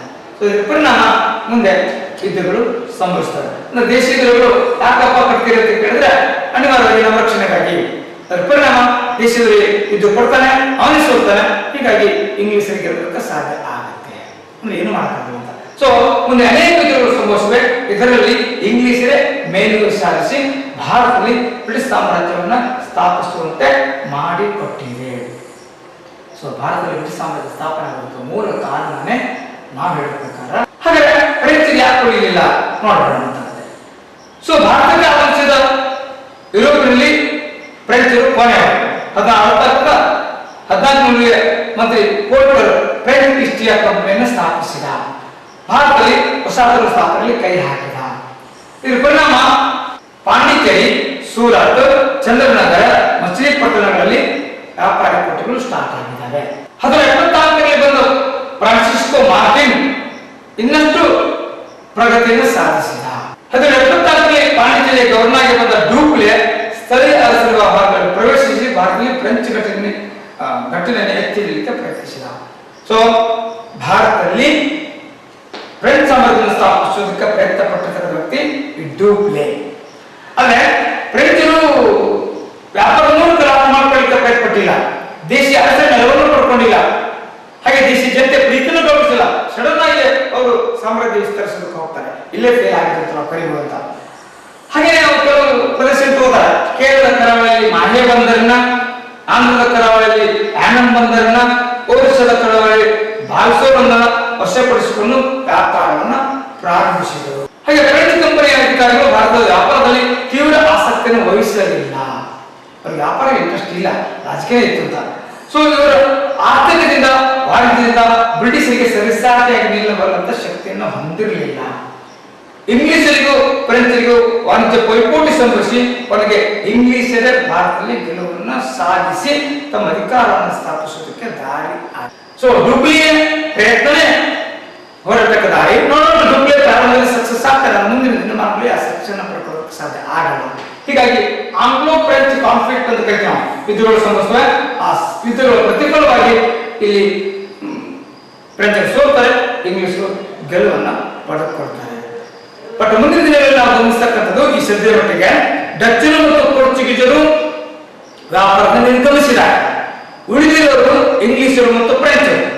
ಇಂಗ್ಲಿಷರು ಎಲ್ಲ ರೀತಿಯ ಸೌಲಭ್ಯಗಳನ್ನು ಪಡ್ಕೊಂಡಿದ್ದಾರೆ. ರಾಜಕೀಯದಲ್ಲಿ ಎಂಟ್ರಿ ಆಗಲಿಕ್ಕೆ ಅವಕಾಶ ಇದೆ. ಫ್ರೆಂಚರು ಈಗಾಗಲೇ ರಾಜಕೀಯದಲ್ಲಿ ಎಂಟ್ರಿ ಆಗಲಿಕ್ಕೆ ಪ್ರಯತ್ನಿಸ್ತಾ ಇದ್ದಾರೆ. ಸೊ ದೇಶೀಯ ಅರಸರುಗಳ ಜೊತೆಗೆ ಇಬ್ಬರು ಮಿಂಗಲ್ ಆಗಿಕೊಂಡು ಭಾರತದಲ್ಲಿ ತಮ್ಮ ಅಸ್ತಿತ್ವವನ್ನು ನಿರ್ಮಾಣ ಮಾಡಿಕೊಳ್ಳೋ ಪ್ರಯತ್ನ ಪಡ್ತಾರೆ. ಇದರ ಪರಿಣಾಮವಾಗಿ ದಕ್ಷಿಣ ಭಾರತ ಇತಿಹಾಸದಲ್ಲಿ ಕರ್ನಾಟಿಕ್ ಯುದ್ಧಗಳು ಸಂಭವಿಸ್ತವೆ. 3 ಕರ್ನಾಟಕ ಯುದ್ಧಗಳು ಸಂಭವಿಸ್ತವೆ. ಆ 3ರ ಕೊನೆಯಲ್ಲಿ ಇಂಗ್ಲಿಷರ ಗೆಲುವನ್ನು ಪಡ್ಕೊಳ್ತಾರೆ. ಅದರ ಪರಿಣಾಮವಾಗಿ ಭಾರತದಲ್ಲಿ ಇಂಗ್ಲಿಷ್ ಕಂಪನಿ ಅಧಿಕಾರ ಪ್ರಾರಂಭಿಸೋದಕ್ಕೆ ಸಾಧ್ಯವಾಗುತ್ತೆ. ಹಾಗಾದ್ರೆ ಈ ಕರ್ನಾಟಕ ಯುದ್ಧಗಳು ಯಾಕೆ ಸಂಭವಿಸಿದ್ದು, ಹೇಗೆ ಸಂಭವಿಸಿದ್ದು, ಅದರ ಪರಿಣಾಮ ಏನು, ಈ ಎಲ್ಲ ಕುರಿತಾಗಿರ್ತಕ್ಕಂಥ ವಿವರಣೆಯನ್ನ ನಂತರದ ಕ್ಲಾಸಿನಲ್ಲಿ ಗಮನಿಸೋಣ.